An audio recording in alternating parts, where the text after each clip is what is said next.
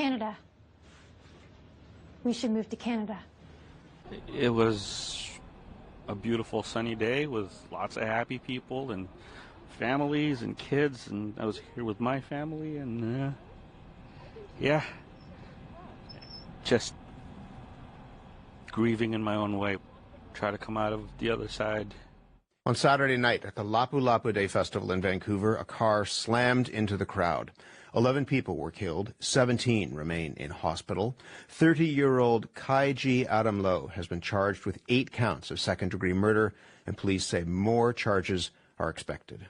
Yesterday morning, the day after the horrific incident, R.J. Aquino returned to the scene. He's chair of Filipino BC, the group that organized the Lapu-Lapu Street Festival.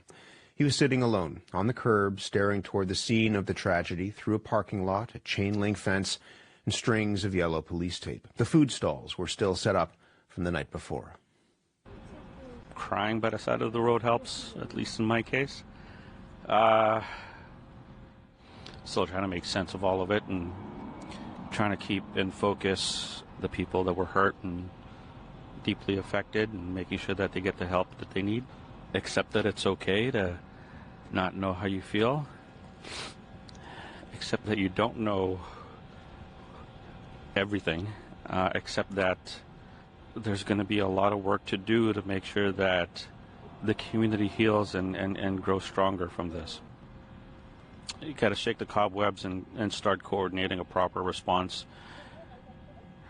We want to lead with some transparency and accountability to make sure that the support and resources are channeled to those who need it. Communicate openly and clearly with the community to let them know what's being done, who we're working with. The support that we're receiving has quite frankly been overwhelming.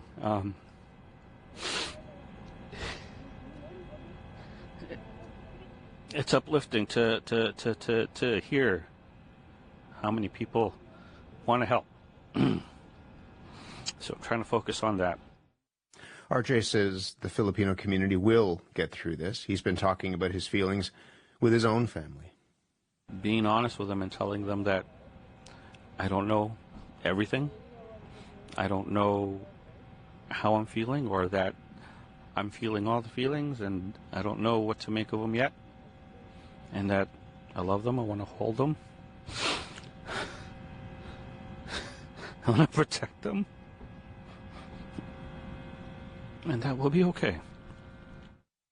R.J. Aquino is chair of Filipino BC. It's the group that organized the Lapu-Lapu Day Street Festival.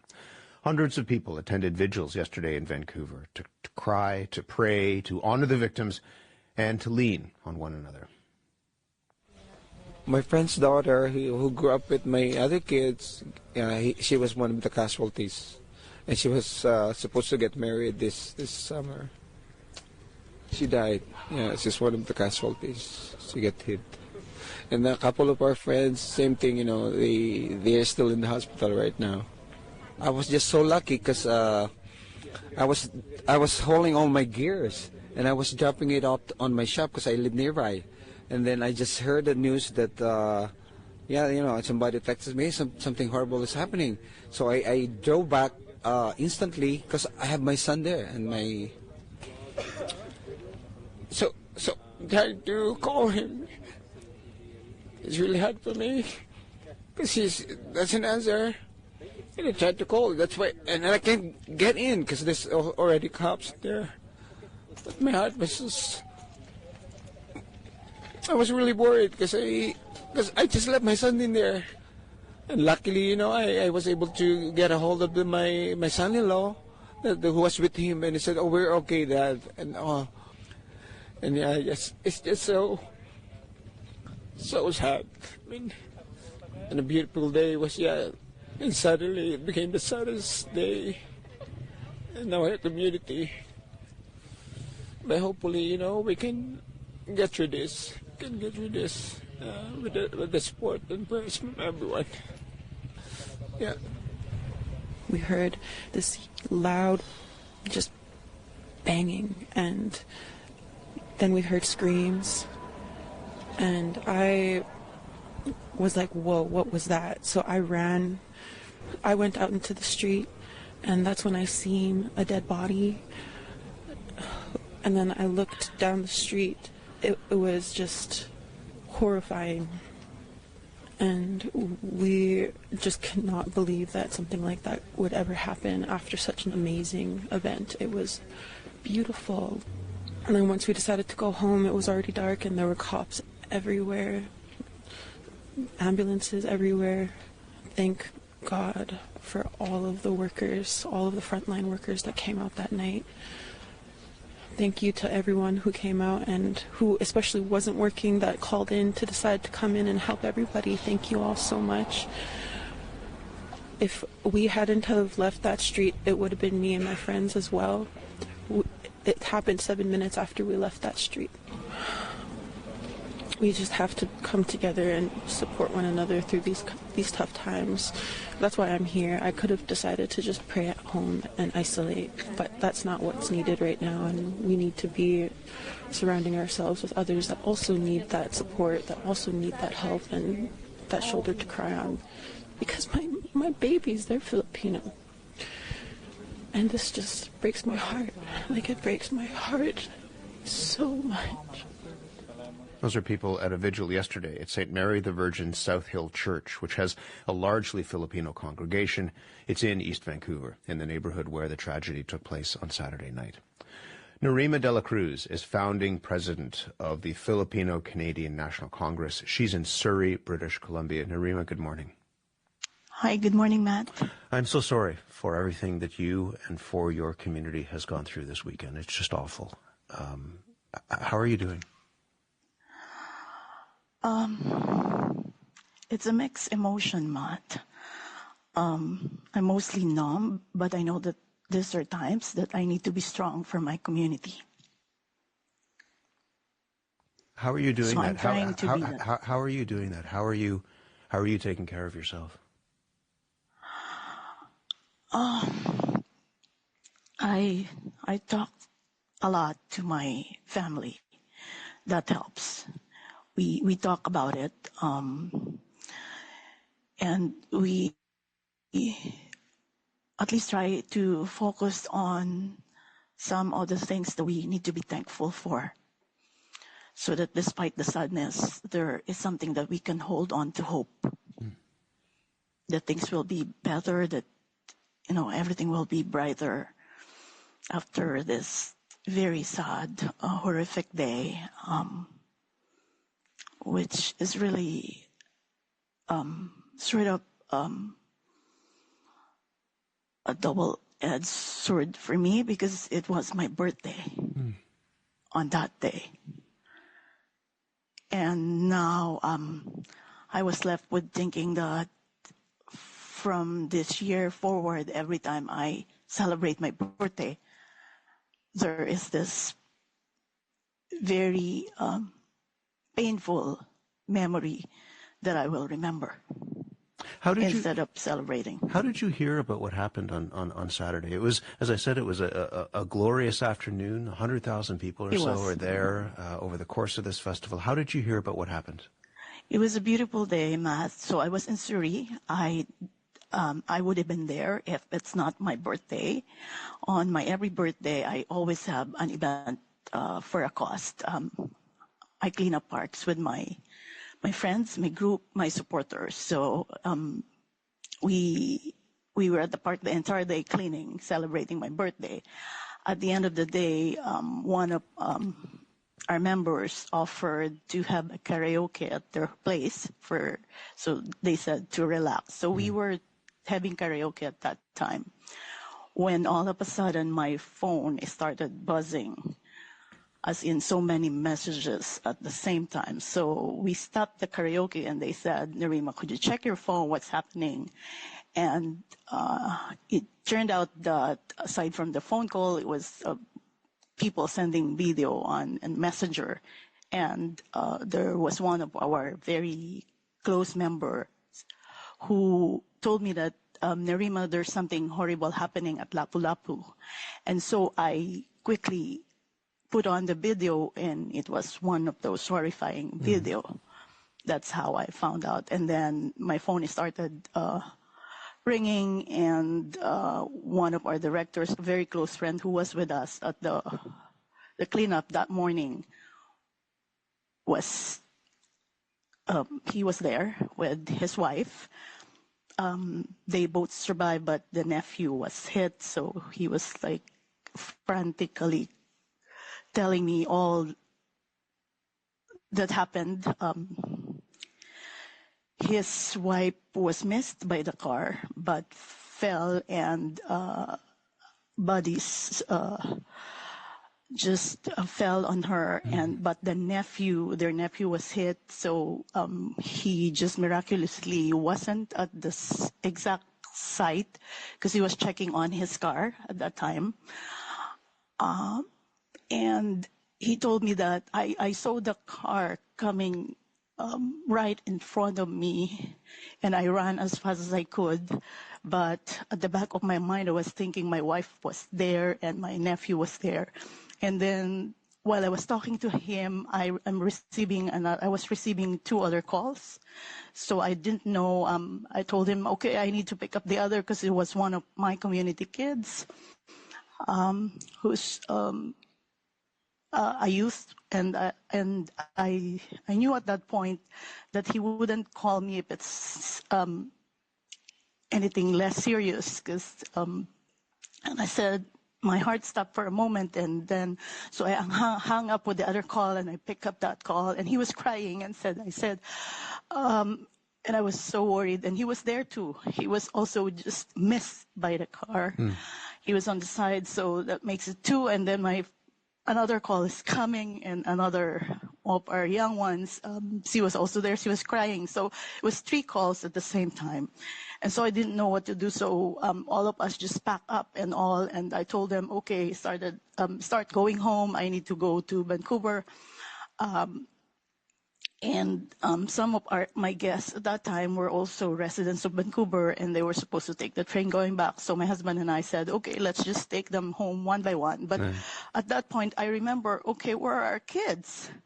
Because we have 2 kids who are grown-up adults, and we knew that they're not home. They are with their friends, and the Gen Z generation. The Gen Z, they go out and said they're going somewhere, but not exactly where. And you wondered whether they were there. Yes, yeah. And I was like, oh my God, were they at the Lapu-Lapu? Because my daughter is a singer-songwriter, and she was invited to perform. But she politely declined because of my birthday. She said she wanted to spend the day with me, and she was with me during the cleanup during the day. But I knew that she went out with her friends. So my husband was calling my son, and I was calling my daughter, and we were both, I don't know how we felt at that time. As a parent, we were dreading that phone ringing, hoping that somebody picked up, and fortunately both of them picked up. They didn't know. I'm glad that your family is okay, and I mean, it's just terrifying to hear it because everything is happening at the same time. I'm going to let you go, but just briefly, one of the things we heard is, I mean, this is such a tight community, right? It's a big community, but it's a tight community, and it supports each other. Yes. How are people supporting each other now?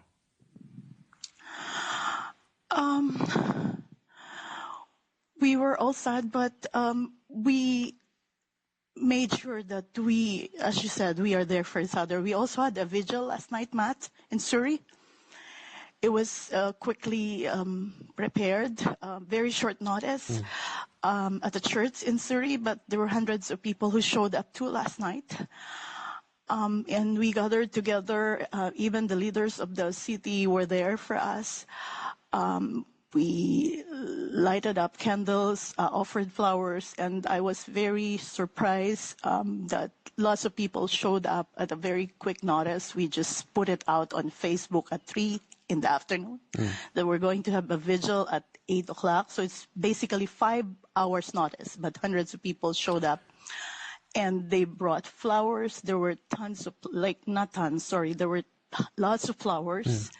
And then my husband and I were thinking, how are we going to bring all these flowers to the site? Because the vigil finished at close to around 10 o'clock.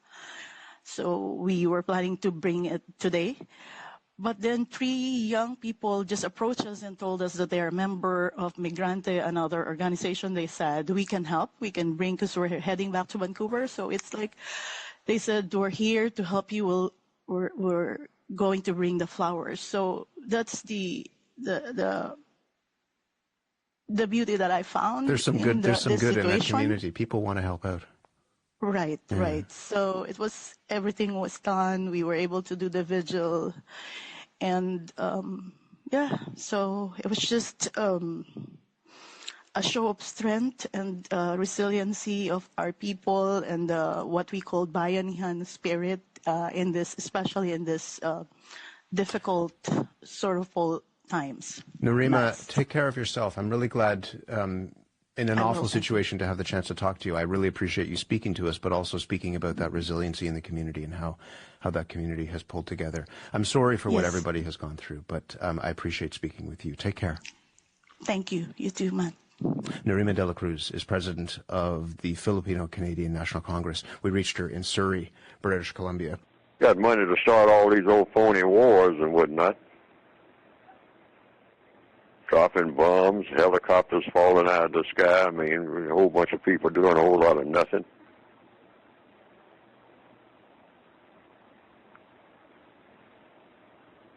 Ain't nothing convenient about that. Nothing about it that makes sense. 16 years of that Vietnam thing. And then a white man, Mr. George, I think McGovern, no, it wasn't him. I can't think of his name. Secretary of Defense. He said it was all waste. Every bit of it was wasted. Because it was completely unnecessary. People in Vietnam now are sitting up, going to McDonald's eating hamburgers and whatnot. So what was all that killing about? Nothing.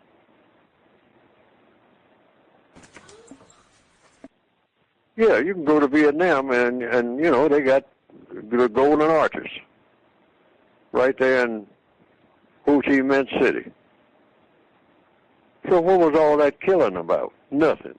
Absolutely nothing. Today, Vietnam marks the 50th anniversary of the fall of Saigon and the unification of the country under communist rule after decades of war. But 50 years later, from the ashes, the U.S. and Vietnam now enjoy close relations, due in no small part to American veterans who sought to revive a country they once helped destroy. Here's Nick Schifrin.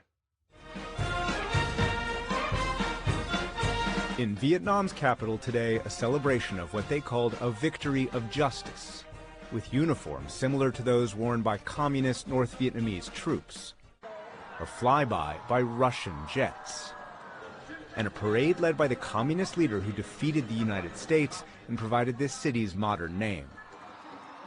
But 50 years later, this Vietnamese leadership did not fight the war. And this anniversary parade is not only about triumph, but also reconciliation.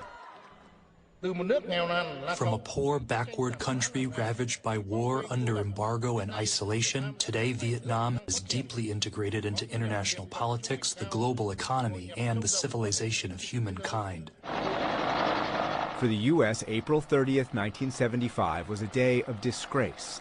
The U.S. abandoned its embassy via helicopter. The final moment of what's known here as the American War, that killed as many as 3 million and drove millions more from their homes. But for Vietnam, April 30th, 1975 was the first act of reunification. North Vietnam and Viet Cong soldiers conquered Saigon and U.S. ally South Vietnam, ending a 30-year fight against colonialism. Today, Vietnam has one of Asia's youngest populations, for whom helicopters are a source of pride. Peace is when you hear the roar of helicopters, but you run toward them to watch. And we went wow at the fighter jets.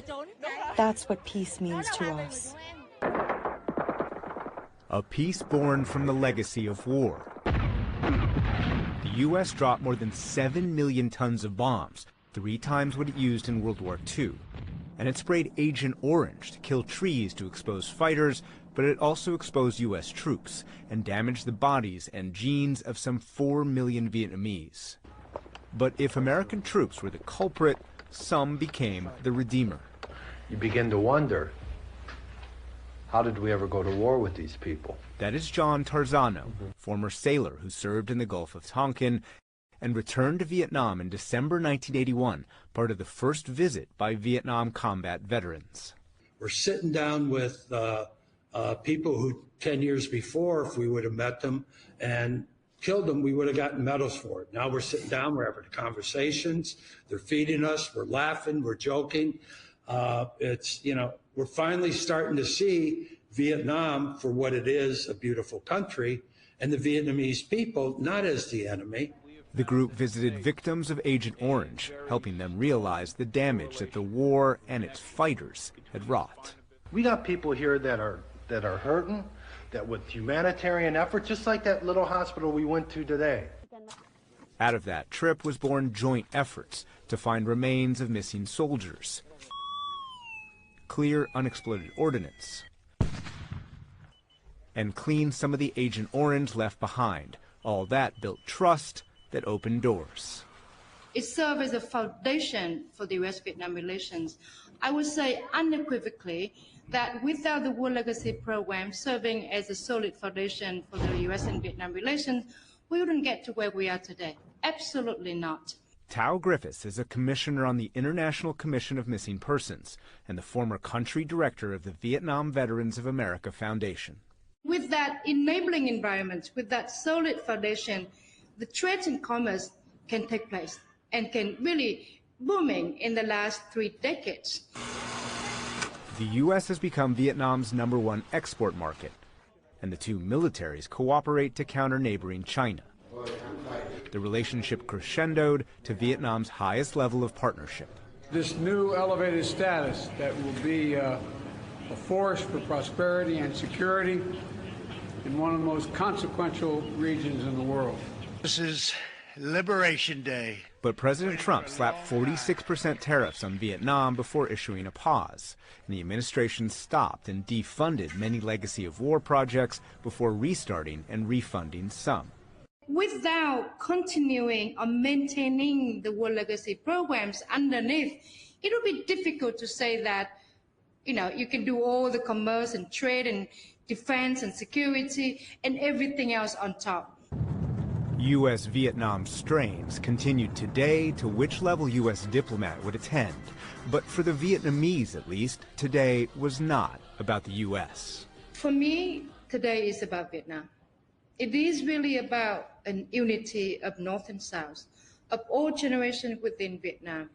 It makes us proud because we want you to see us, how far we have come in the last 50 years. And to explore the 50 years since America left Vietnam, as well as the present relationship, we turn to Daniel Crittenbrink, who was the U.S. ambassador to Vietnam during the first Trump administration and was Assistant Secretary of State for East Asian and Pacific Affairs during the Biden administration. He's now a partner at the Asia Group, an international consulting firm. Dan Crittenbrink, thanks very much. Welcome back. Thank you, Nick. Honored to be here. This is a country, Vietnam, where 1 million people at least died fighting the United States, where some 50,000 plus Americans died in country during the war, a country that became a touchstone here in the United States for a generation. How did we get here today from the end of the war to the U.S. having this comprehensive strategic partnership and Vietnam really being one of the U.S.'s most important partners in Asia?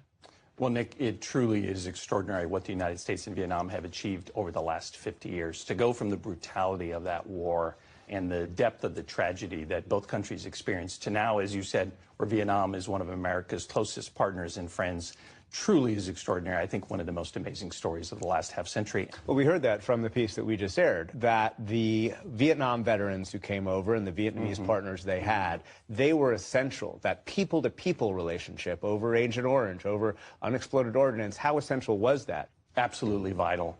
I always tell people that today the U.S.-Vietnam partnership is a forward-looking friendship. We spend the vast majority of our time talking about the here and now and where we want to go in the future. But make no mistake about it, that friendship is built on a foundation of having dealt responsibly and carefully with issues of the past. How important has Vietnam specifically become to the U.S. effort to respond to Beijing's regional efforts? I think it's central. It's vital. The United States and Vietnam, we share a vision of the kind of region and the kind of world that we want to live in. A world in which countries play by the rules, large and small, and a world in which all countries can prosper and benefit, and no one country dominates others. And manufacturing, what part does that play in it? Well, the trade relationship, it's extraordinary. Nick. If you go back to 1994 and 1995, our trade was almost non-existent. Today, we have nearly a $150 billion trading relationship. Vietnam is one of our fastest-growing export markets. Of course, we have a very large trade deficit as well.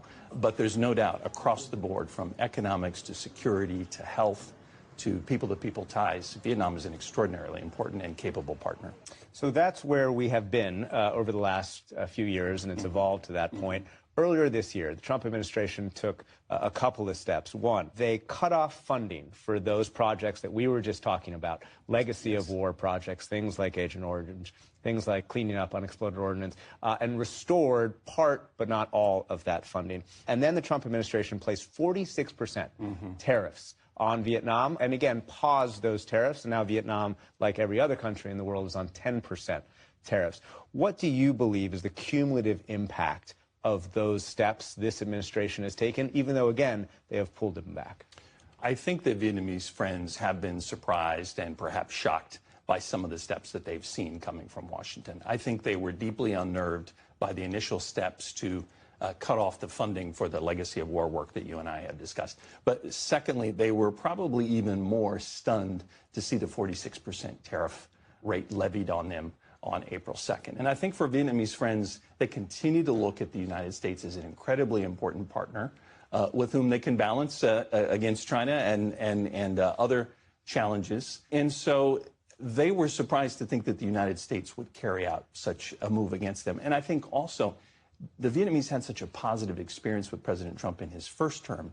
I think that only increased the impact of the moves. Now, the good news is, though, the Vietnamese moved very quickly, and after they, I think, got over the initial shock and some of the anger that they felt, they picked up the phone, and now we have an agreement where the United States and Vietnam are going to conduct negotiations on some sort of a deal that will hopefully address U.S. concerns and bring those tariff levels down. Do you foresee those trade negotiations ending with a new agreement that would lower tariffs? I think if the Trump administration wants a trade deal, there's a deal to be had. The Vietnamese are very practical, they're very focused, and I think they will come to the table with some kind of a package that probably involves increased commercial purchases from the United States, the resolution of various market access issues, and probably some proposals for Vietnamese investment in the United States. But I think the Vietnamese are prepared to cut a deal. And if the Trump administration is as well, I'm cautiously optimistic. So cautiously optimistic about U.S.-Vietnam trade. Let's zoom out to U.S.-China trade. Your last job, as I mentioned, Assistant Secretary of State for East Asian and Pacific Affairs. That means you covered the whole region. Indeed.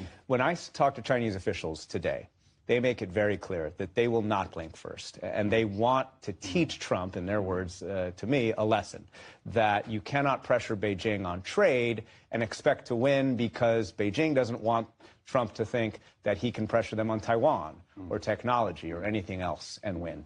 Do you believe that there's an off-ramp to this trade war? China believes it learned lessons from the first Trump administration, and one of those lessons that it has told itself is that if you are hit by the United States, you have to reciprocate and retaliate immediately. And so that's what they've done, really in a tit-for-tat. What concerns me is that I think President Xi Jinping and counterparts in Beijing are starting to think that time may be on their side and that they can endure more pain than the United States. What I hope does not happen, I hope this does not become a test of wills. And I would like to think that there could be channels of communication quietly open behind the scenes that could explore, as you said, an off-ramp. Dan Crittenbrink, thank you very much. Thank you, Nick.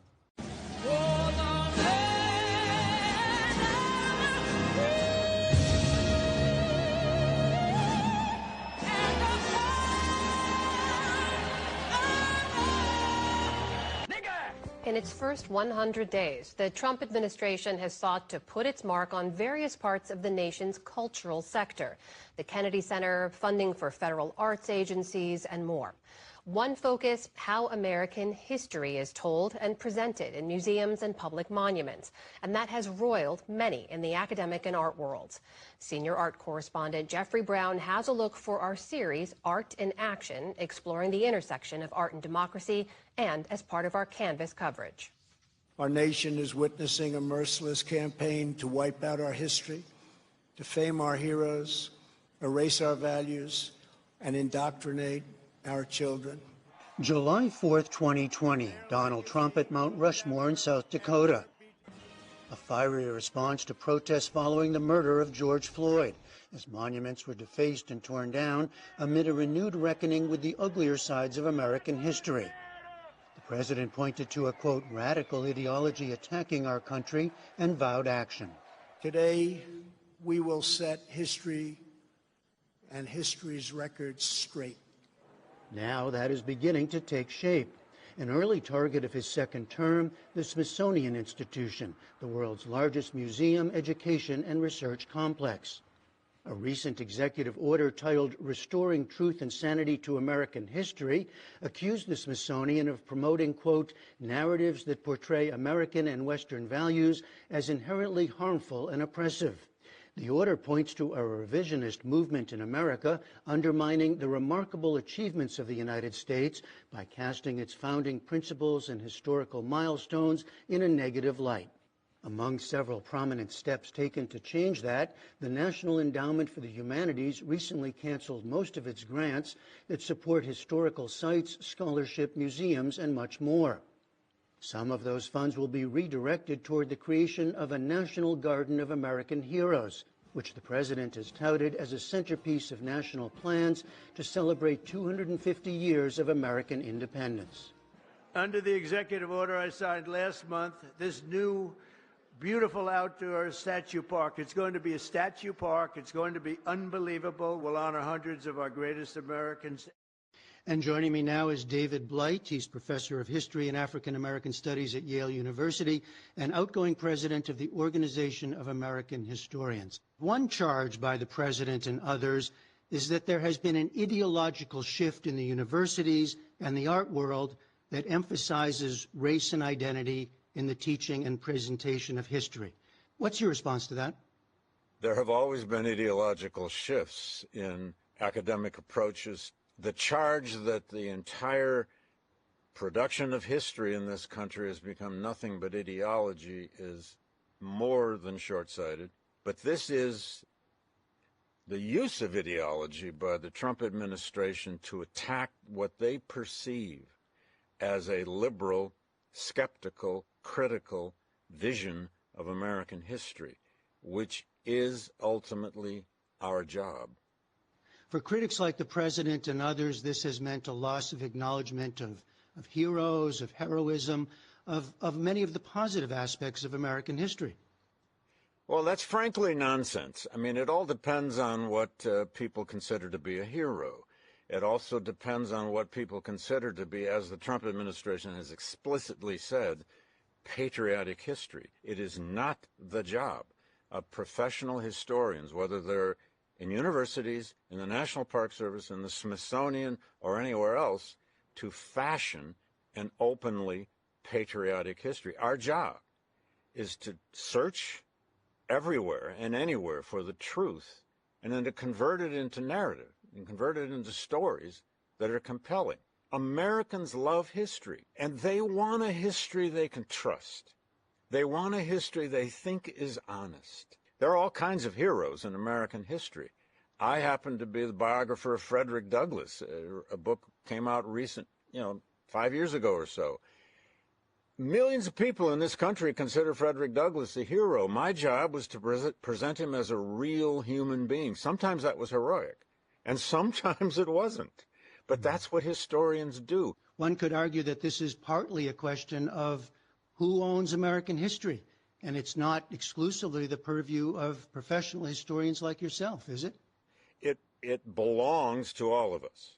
But professional historians play a role in doing research, assembling evidence and facts, and converting that into story. History ultimately belongs to everyone, but there are such things as trained authorities.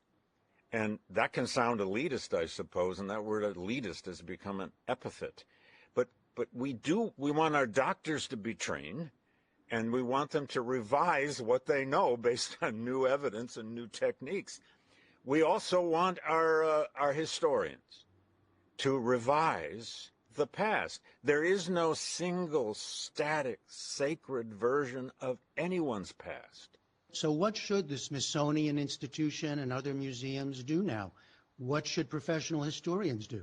Well, in the March 27 executive order by President Trump, the one that declared they were going to restore, quote, sanity to American history, they effectively declared war on our profession, whether that's curators at the Smithsonian or historians in universities or the interpreters at a historic site.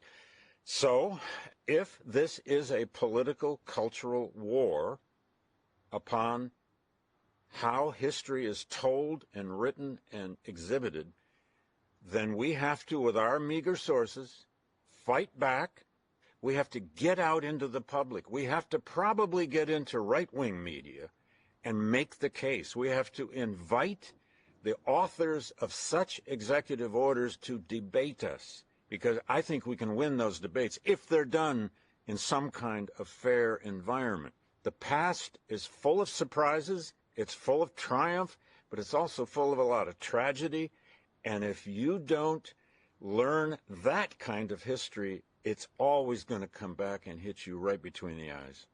David Blight, thank you very much for joining us. Thank you, Jeffrey. Late this afternoon, 3 groups, including the American Historical Association, filed a lawsuit in federal district court to reverse the recent actions to slash the National Endowment for the Humanities. Tomorrow, we'll hear a different view from Christopher Scalia of the American Enterprise Institute.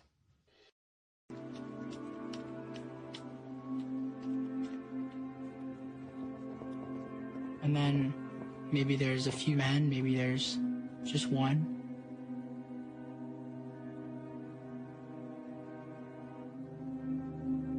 Your mom and your dad are crying and begging for you to stay.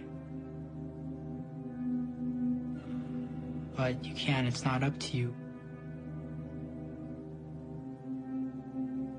You're being taken away.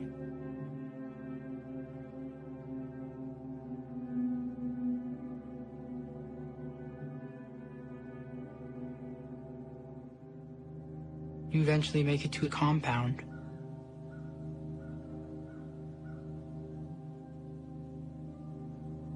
You're tossed off the wagon, and you're given to people that are so desperate to teach the ways of their God. You may know a few English words, but that's not nearly enough for you to truly understand.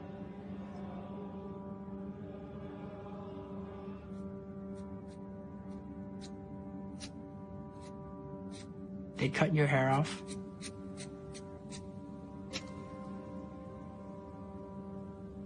They'll scrub your skin with chemicals. You're not allowed to speak your language.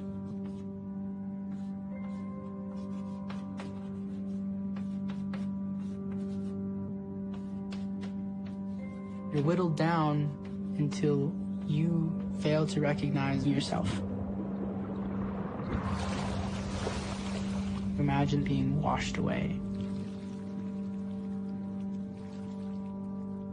Now a story about how a glimpse of beauty from an ugly chapter in American history is being preserved.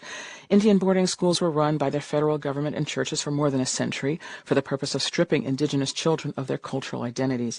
Thousands were taken from their families, forbidden to wear traditional clothing or speak native languages, and many suffered physical and sexual abuse. But at one school in Utah, students were encouraged to express themselves through art. Macy Lipkin with member station KEUR reports on an exhibition of work from students. People pack into the Nora Eccles Harrison Museum of Art at Utah State University for an opening reception recently. They're here to see murals and photographs from the former Intermountain Indian School. It shows a lot about the Navajo Reservation. Lorena Antonio is a retiree from Salt Lake City and a leader among Intermountain alumni. She's looking at a photograph of a mural from the now demolished school. It shows the orange sand and rocks of Monument Valley. That's the way our land is back home, a lot of open spaces. In a corner, a mural saved from the school shows a family standing outside a hogan. That's a traditional Diné or Navajo home. Orange buttes stand tall against a blue sky. Other Dene pass by in a string of covered wagons. It's called Returning Home. A student at Intermountain painted it in the 60s. Antonio says she sees the artist's homesickness. She came to Intermountain when she was 10. I was so young, I didn't understand. When I first got there, I really cried because I didn't know where I was. The federal government ran the Intermountain Indian School from 1950 to 1984. More than 20,000 Navajo students attended over the years, as did kids from other tribes. Utah State University bought the land nearly 3 decades later. A faculty member cut some murals from the walls before the buildings were torn down. 11 restored murals are on display for the first time. Others only exist as photos now. The school was a veritable gallery of art by the 80s, according to the book Returning Home, Dene Creative Works from the Intermountain Indian School. Dene historian Farina King is a co-author. She says the student artwork speaks to humanity, such as the very questions of what it means to be human, what does home mean, what is the relationship between people and land and water. Intermountain began as a school for Navajo youth, but in the 70s it opened to all Native children in the U.S. Fights sometimes broke out among students of different tribes. But Lorena Antonio also remembers classmates sharing their cultures and feelings through art. It got to be an art competition between the Navajo and the intertribal. Well-known Apache artist Alan Hauser established the school's art program. His murals inspired students to paint traditional landscapes and figures on the walls. As the school became more diverse, so did the art. One photo shows 2 dancers painted next to each other. The colors and clothes reflect different tribes. Other portraits show men who are Thana Atham and Northern Paiute. King says there's a lot to learn today from what Native students crafted. They were planting seeds for the future, even while it also was, at that time, for them, serving different purposes too, whether it was bringing that peace and harmony into their lives in some very tumultuous times for them. The show of murals and photos from the Intermountain Indian School is on display through the middle of January. For NPR News, I'm Macy Lipkin in Logan, Utah. And then I got into Memphis. A key civil rights landmark in Memphis, Tennessee, was destroyed in a fire overnight. The historic Claiborne Temple was the staging ground for striking sanitation workers during their iconic I Am a Man campaign. That's the campaign that drew Martin Luther King Jr. to Memphis. NPR's Debbie Elliott reports. The stone bell tower of Claiborne Temple has been a stately fixture in downtown Memphis for more than 130 years. But residents awoke this morning to a devastating fire in the historic AME church. Heartbreaking to see one of the nation's greatest treasures lost to this fire. Memphis Mayor Paul Young. It has been a really, really important part of the story of our city and the story of our nation. In 1968, Memphis sanitation workers walked off the job to protest dangerous and deadly working conditions after 2 trash collectors were killed on duty. The Claiborne Temple offered a place for civil rights and labor activists to meet and plan. It was close to City Hall, and the pastor had a printing press. Mayor Young says preserving the legacy of what happened there matters. History was made in this building. It has been the epicenter of the civil rights movement. The I Am a Man signs that became so prominent during the civil rights movement, they were made in the basement of that facility. The strategy that was put in place for the marches, they took place right there in that facility. The late Reverend James Lawson helped map strategy for the strike and what became their I Am a Man campaign from the Claiborne Temple. Here he is speaking back then. For at the heart of racism is the idea that a man is not a man. Lawson recruited the Reverend Martin Luther King Jr. to come help lead marches, and it was during that campaign that he was assassinated in Memphis on April 4th, 1968. 50 years later, it was the bell from Claiborne Temple that rang out 39 times, once for each year of King's life, as the city marked the anniversary of his death. Claiborne Temple closed in 1999 and the building deteriorated for years. But over the last 10, there's been new investment to restore the historic sanctuary, led by the nonprofit that now owns it.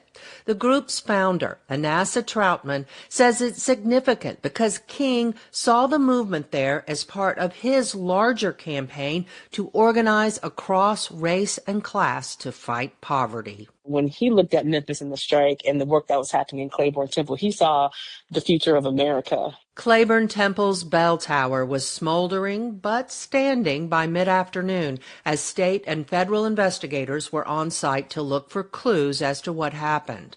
Claiborne is in the heart of the Memphis Heritage Trail, and people have been drawn there today to what many consider sacred ground.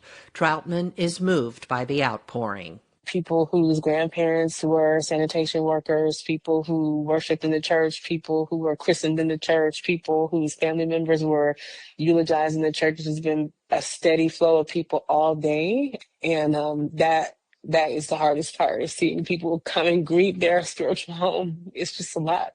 She says work will continue to make sure Claiborne Temple remains an international beacon of resilience, faith, and the beloved community. Debbie Elliott, NPR News. Those people are living in hell in Baltimore. They're largely African American. You have a large African American population, and they really appreciate what I'm doing. Reporting from a quiet block of a West Baltimore neighborhood. It's spring break. Children are out of school, but the basketball courts and a nearby park are all empty. Brightly colored murals climb along the concrete retaining walls that surround a neighborhood rec center, but the doors are locked. It has been closed for roughly 4 years. Sandtown Winchester community is a loving community. It is a community where neighbors care for each other. You know each other. That's Tracy Malone. For her, this rec center is more than just a building. Sitting at the center of this small neighborhood, the rec center is where she made lifelong friendships. I grew up here. I grew up in Lillian Jones Rec Center. My mom still owns a home here. So my brother was murdered in this same community, and I am here giving back to this community because he was a kid that gave back. Even though Malone has moved out of this neighborhood, she's the executive director of the Sandtown Winchester Community Collective. She's organized behind the cause of reopening the rec center and, in turn, making this neighborhood a place where kids can thrive, can see a future. As we talk, she gestures around. It was just deserted. The weeds were growing extremely high. There was way more trash than it is now. That playground is still messed up. It's like a sinkhole playground. And for some who are invested in this neighborhood or have roots here like Malone, this rec center has become a symbol of what Sandtown could be. Where's the hope? 10 years later, we're still standing here asking, where's the hope? Where's the change? 10 years ago this month, the death of 25-year-old Freddie Gray put this neighborhood in the national spotlight. He was arrested in a public housing complex in Sandtown called Gilmore Homes and placed in the back of a police van. As Gray was being transported, he suffered a severe neck injury. Gray died in a hospital about a week later. The Lord giveth, and the Lord taketh away. The Lord taketh away. The medical examiner for the state ruled Gray's death a homicide. The officers involved in his death were ultimately acquitted. Gray's treatment at the hands of police sparked protests across Baltimore. You're going to see tear gas. You're going to see pepper balls. We're going to use appropriate methods to ensure that we're able to preserve the safety of that community. Police came and blocked off everything. If you're an animal that's blocked off is going, you feel me, they're going to want a way to get out. So people start moving, police start getting more aggressive. Before anything happened, they started firing smoke screens and all that and made everything violent. Freddie Gray was just the lighting of the fuse that blew up the cage. That's Pastor Dwayne Simmons. I meet him at his church in Sandtown. When we sit down in the church central office, there's a room full of people next door. We deal with over 1,000 people who have an addiction problem. We feed about 400 to 600 people a week with no money, because here at Simmons Memorial, we believe that need should be the driving force of your ministry, not surplus. Simmons has been leading this church for decades, since 1990, and in 2015, when Freddie Gray's death sparked an uprising in Sandtown and across the city of Baltimore, He says the church provided resources and safe haven. 3.5 weeks, we never closed. 24 hours. It was the safest spot in which to be, because not a glass was broken on this church. We were present, helping, lifting, encouraging. After Gray's death and the unrest that followed, politicians made a number of promises to Baltimore. Then Mayor Stephanie Rawlings Blake promised $4.2 million for programming for young people. There was a program launched by the mayor and Maryland's governor at the time, Larry Hogan, to demolish vacant buildings and rebuild blighted blocks.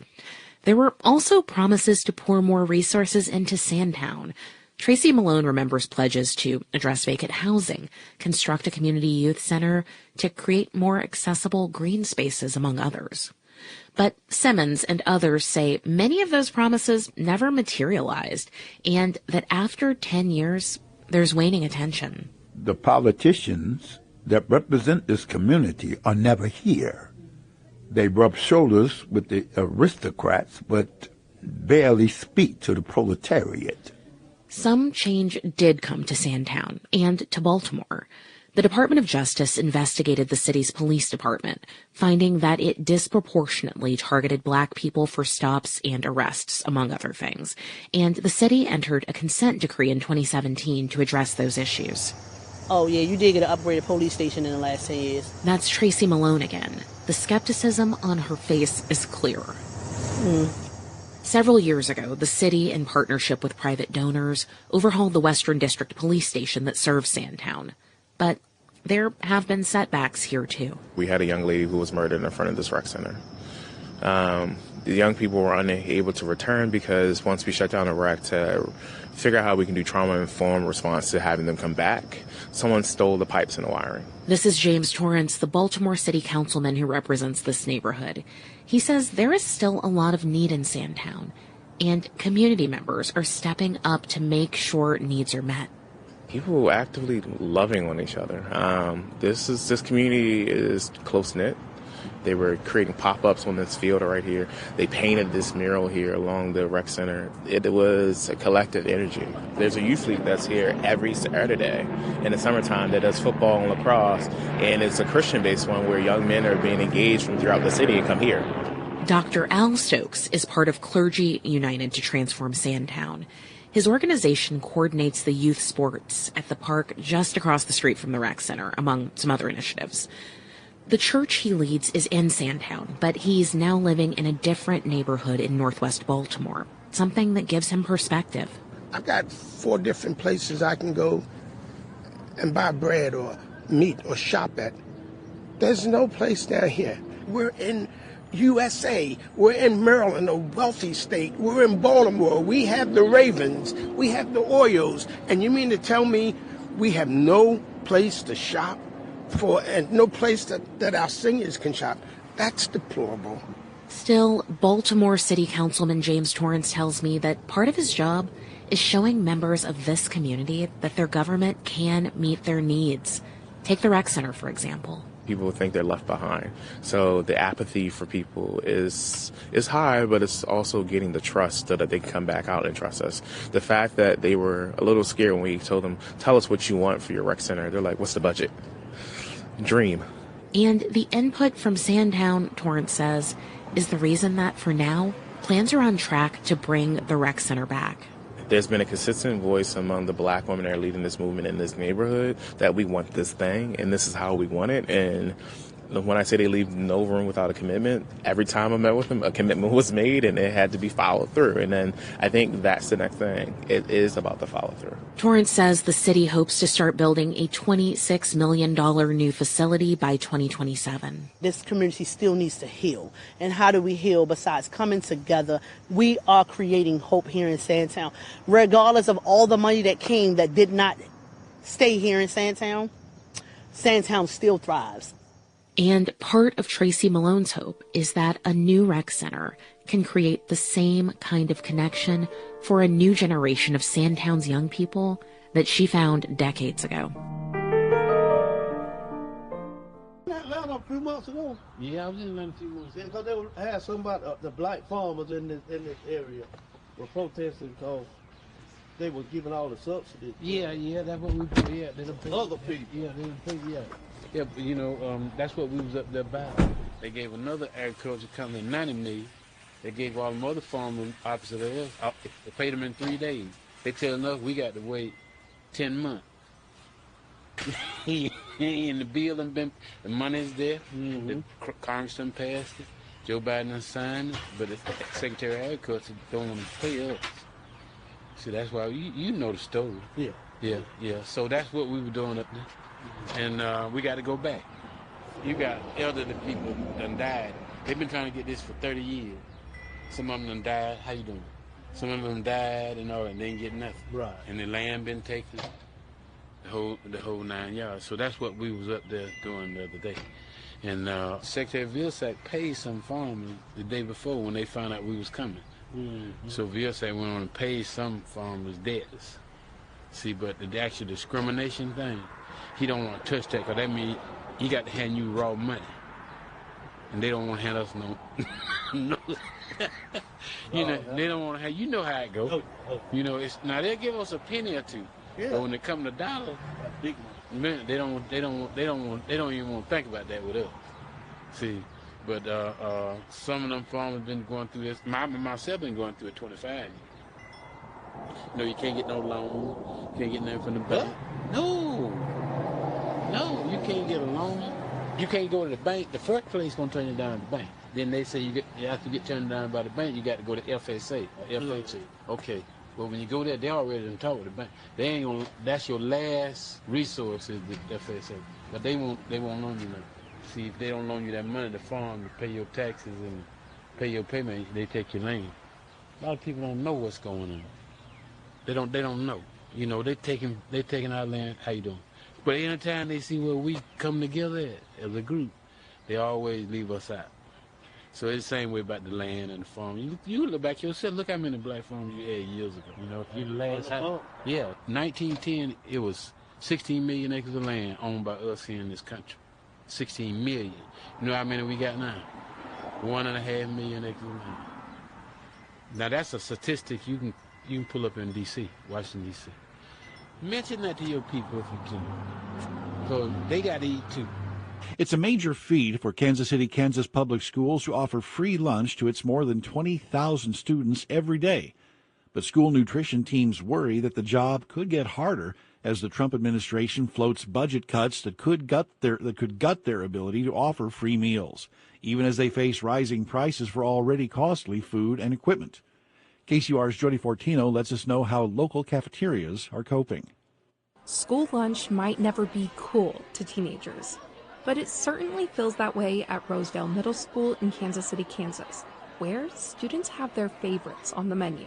The spicy chicken pizza. The pepperoni pizza, oh my God, you can eat that every day. I like the corn dog because it feels like a hot dog, but better. But food isn't the only reason they're grabbing a lunch tray. School lunch is free in Kansas City, Kansas Public Schools for all students, regardless of their family's income level.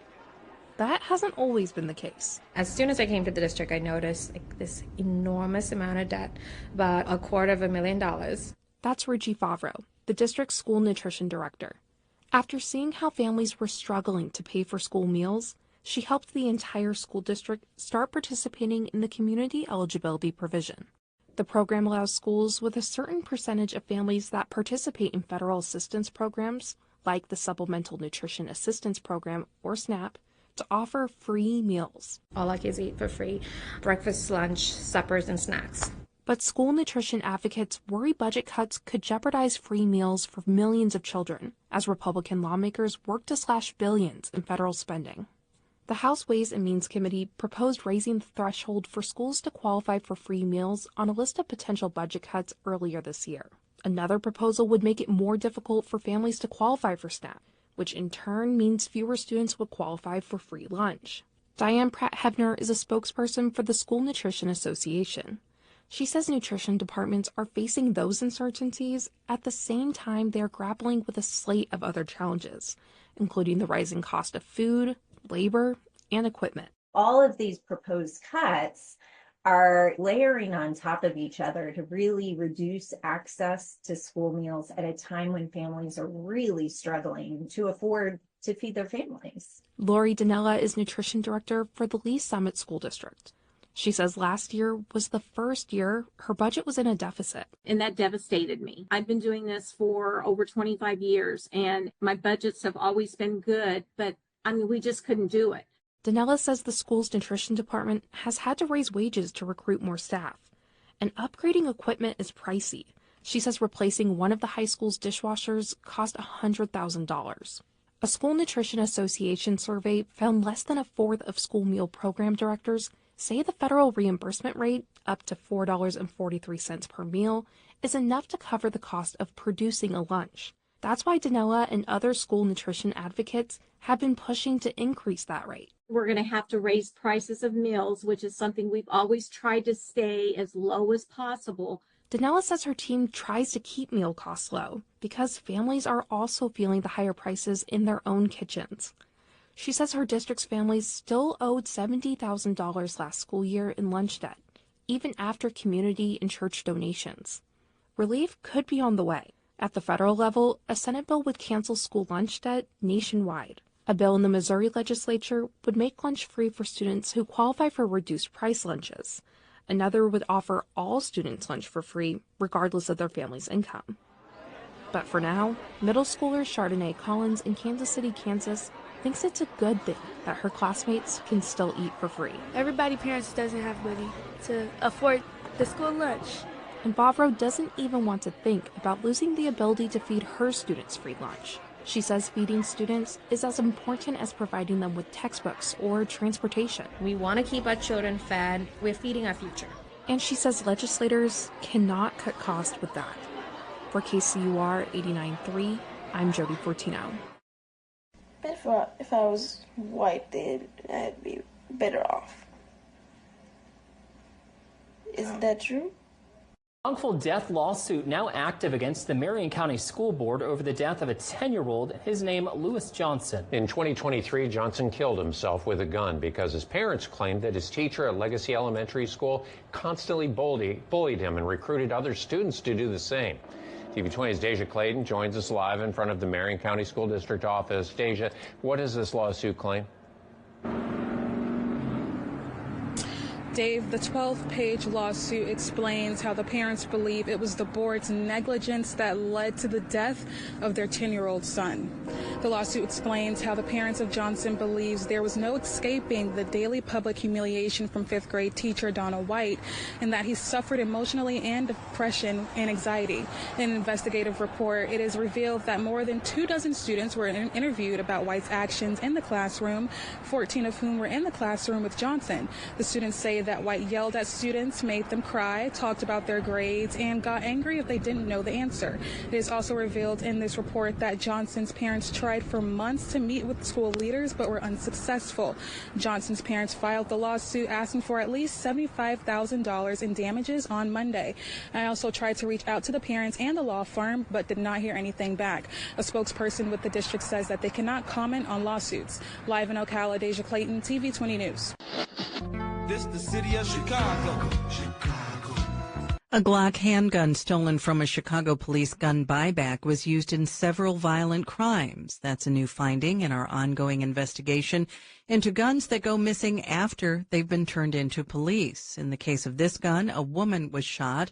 A mother and her son dodged bullets in a separate shooting. Tom Schuba from the Sun-Times and Casey Toner of the Illinois Answers Project have an update. Crystal Reynolds was at home in her apartment sipping a cocktail last September when she heard the sound of breaking glass outside. When I looked out the window, I saw a shadow, and I was like, they breaking into our car. So I ran and got my son. She and her son ran outside to try and stop them. Reynolds' son saw one of the men grabbing at his waistband, then turned to his mom. He was like, oh, go back in because, he got a gun. I saw the explosion out of the gun. The first shot hit the gate of their apartment complex. The second shot hit the molding next to the door. Where it landed at, it either would have hit my son in his shoulder or would have hit me in the head. The gunman ran off. I could have lost my life or my son could have been injured or anything like that. So by all of that, I just thank God that he protected us from that. It was a terrifying close call.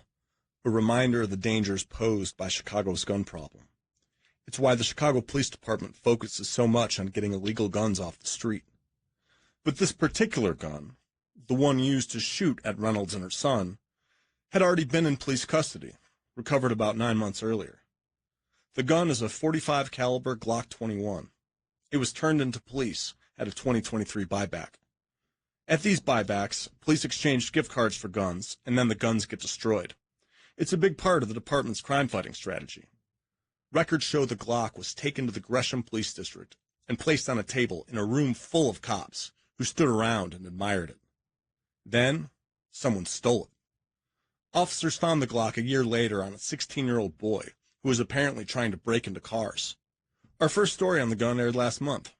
I asked Chicago Police Superintendent Larry Snelling about it, and he downplayed the theft. When you look at this particular situation, when you look at the number of guns that have been turned in, this is one case that is under investigation at this point. But since then, we've learned the gun was used in multiple shootings after it slipped out of police custody. Last summer, a woman and her boyfriend were returning home when someone opened fire. One shot shattered a window. Another struck the woman in her thigh. She spoke to us through the door of her new home in the suburbs.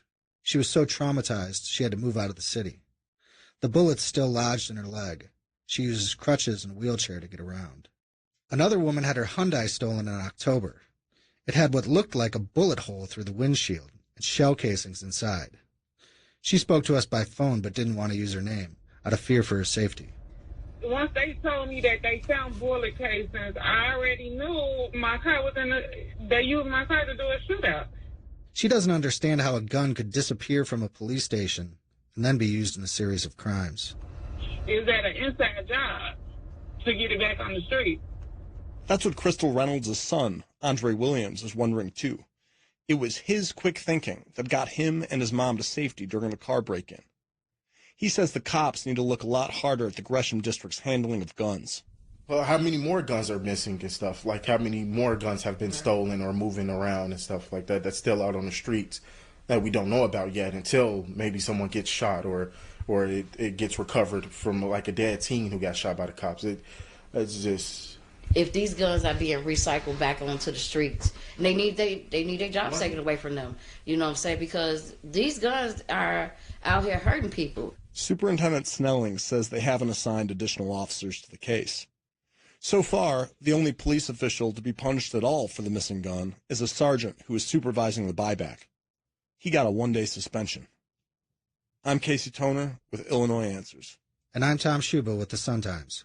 I'm getting in the elevator, and these two high school white boys tried to get on with me. And I just dove off. I said, y'all ain't killing me.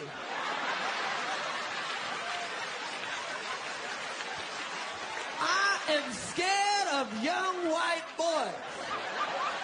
If you white and under 21, I am running for the hill.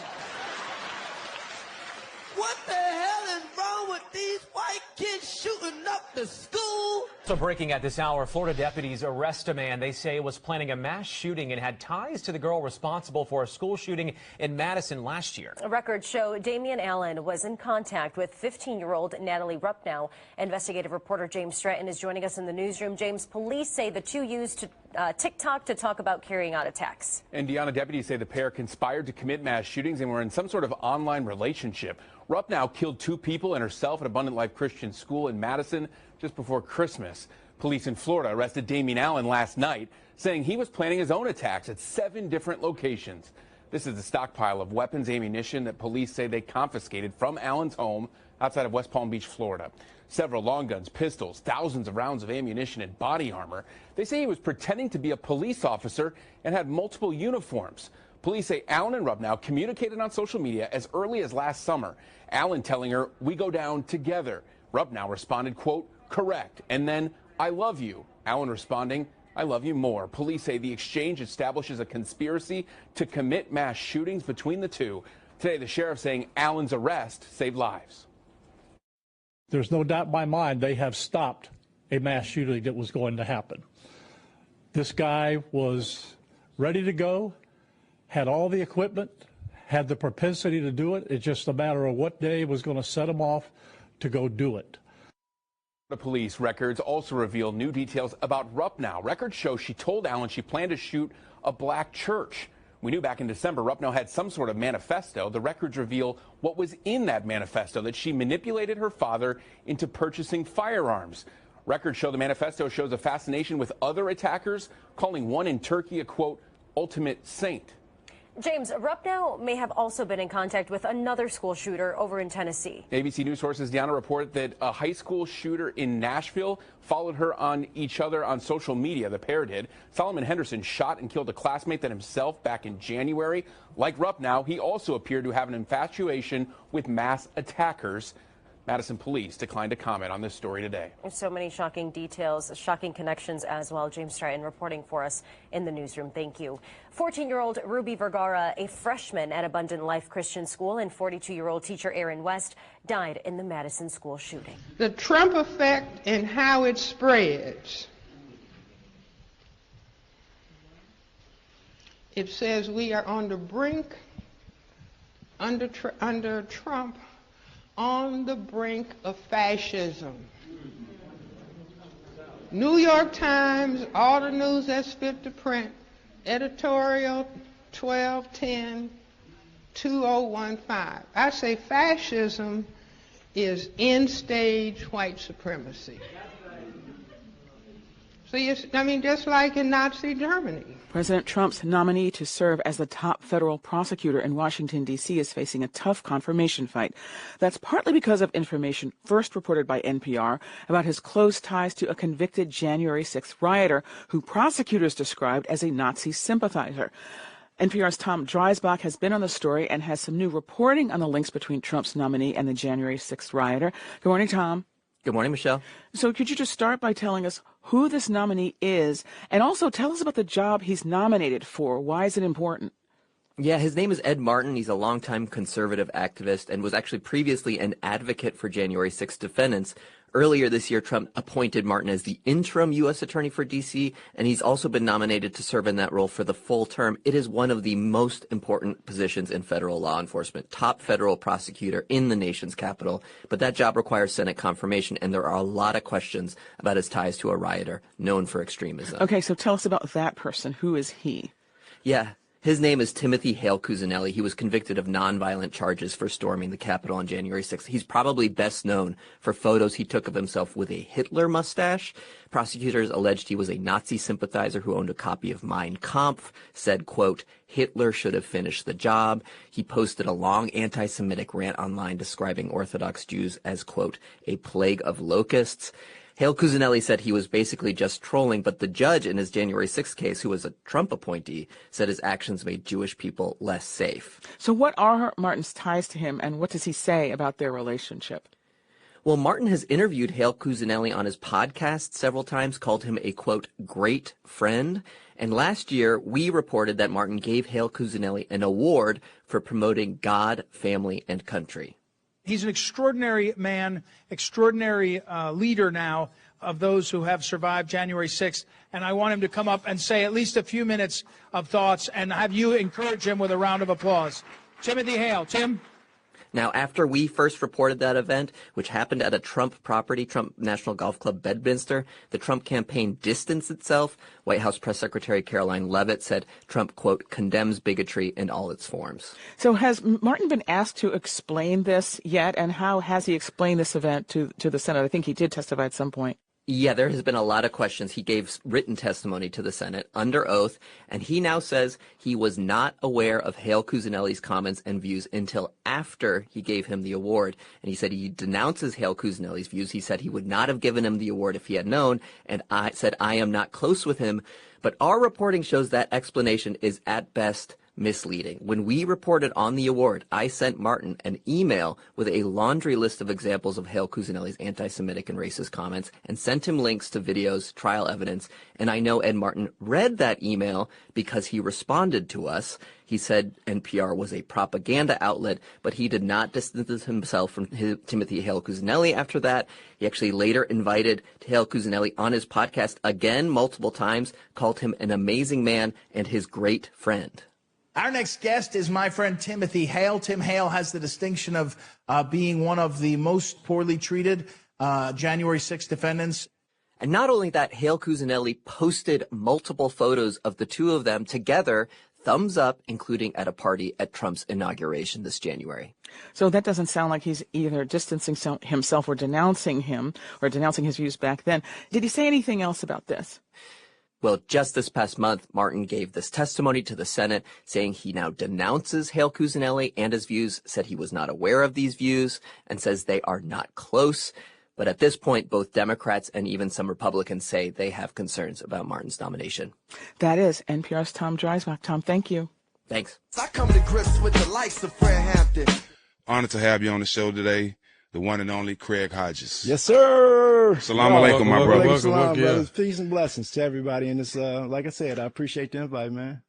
A lot of people throw the word blackballed around, white ball, whatever you want to call it, and not really experience it or not really understand it. You are very familiar with that. Can you talk about that and give a lot of people don't understand what being blackballed from the league means? Yeah, you know, one of the beautiful part for me in the whole experience of it is that I was blessed to go to Long Beach State. Tex Winter recruited me. He was recruiting me from Northwestern when I was in Chicago playing basketball. And when I got a chance to come to Long Beach State, I got a chance to study Black Studies. And my first professor was Dr. Maulana Karinga, the founder of Kwanzaa. And the first lesson that we learned was why is everything that is negative has a black connotation to it. Did you say the founder of Kwanzaa? Yes, the founder of Kwanzaa. Yes, Dr. Karinga. Okay. So for me, it was one of those things where, once again, I was blessed to have Tex, who came in and brought me out here. I knew I wanted to go out here after watching all the UCLA when I was growing up and watching them and being in Chicago in 20 below weather and looking out here in palm trees and T-shirts. That's where I want to go. Yeah. And when Tex got the job at Long Beach, it was a no-brainer for me. And then when I got here, I found Black Studies because I wanted to be a political science major. And when I got to Long Beach, I had a chance to get Black Studies at my very first class. And that took me back to what I learned in as far as the civil rights movement was in Chicago Heights, Illinois, and growing up under segregation and seeing, you know, Jim Crow. When I was a baby, man, I couldn't sit at the lunch counter with young white children who were getting their ice creams. I had to take my ice cream outside with it melting all down my arm, you know, but it was one of those things that, you know, we grew up under it, but at the same time, we realized that, you know, it's something special for you in your life if you work hard, if you study hard, and you conduct yourself in a manner in which where you came from. So our generation, I think about it, you know, every time we left the house, somebody was telling you, be a good boy, you know, and that meant something. It meant something to the point that, you know, as you go further in life, you always want to make sure you conduct yourself in a way that's, you know, conducive to the growth, not only of you, but also the people around you.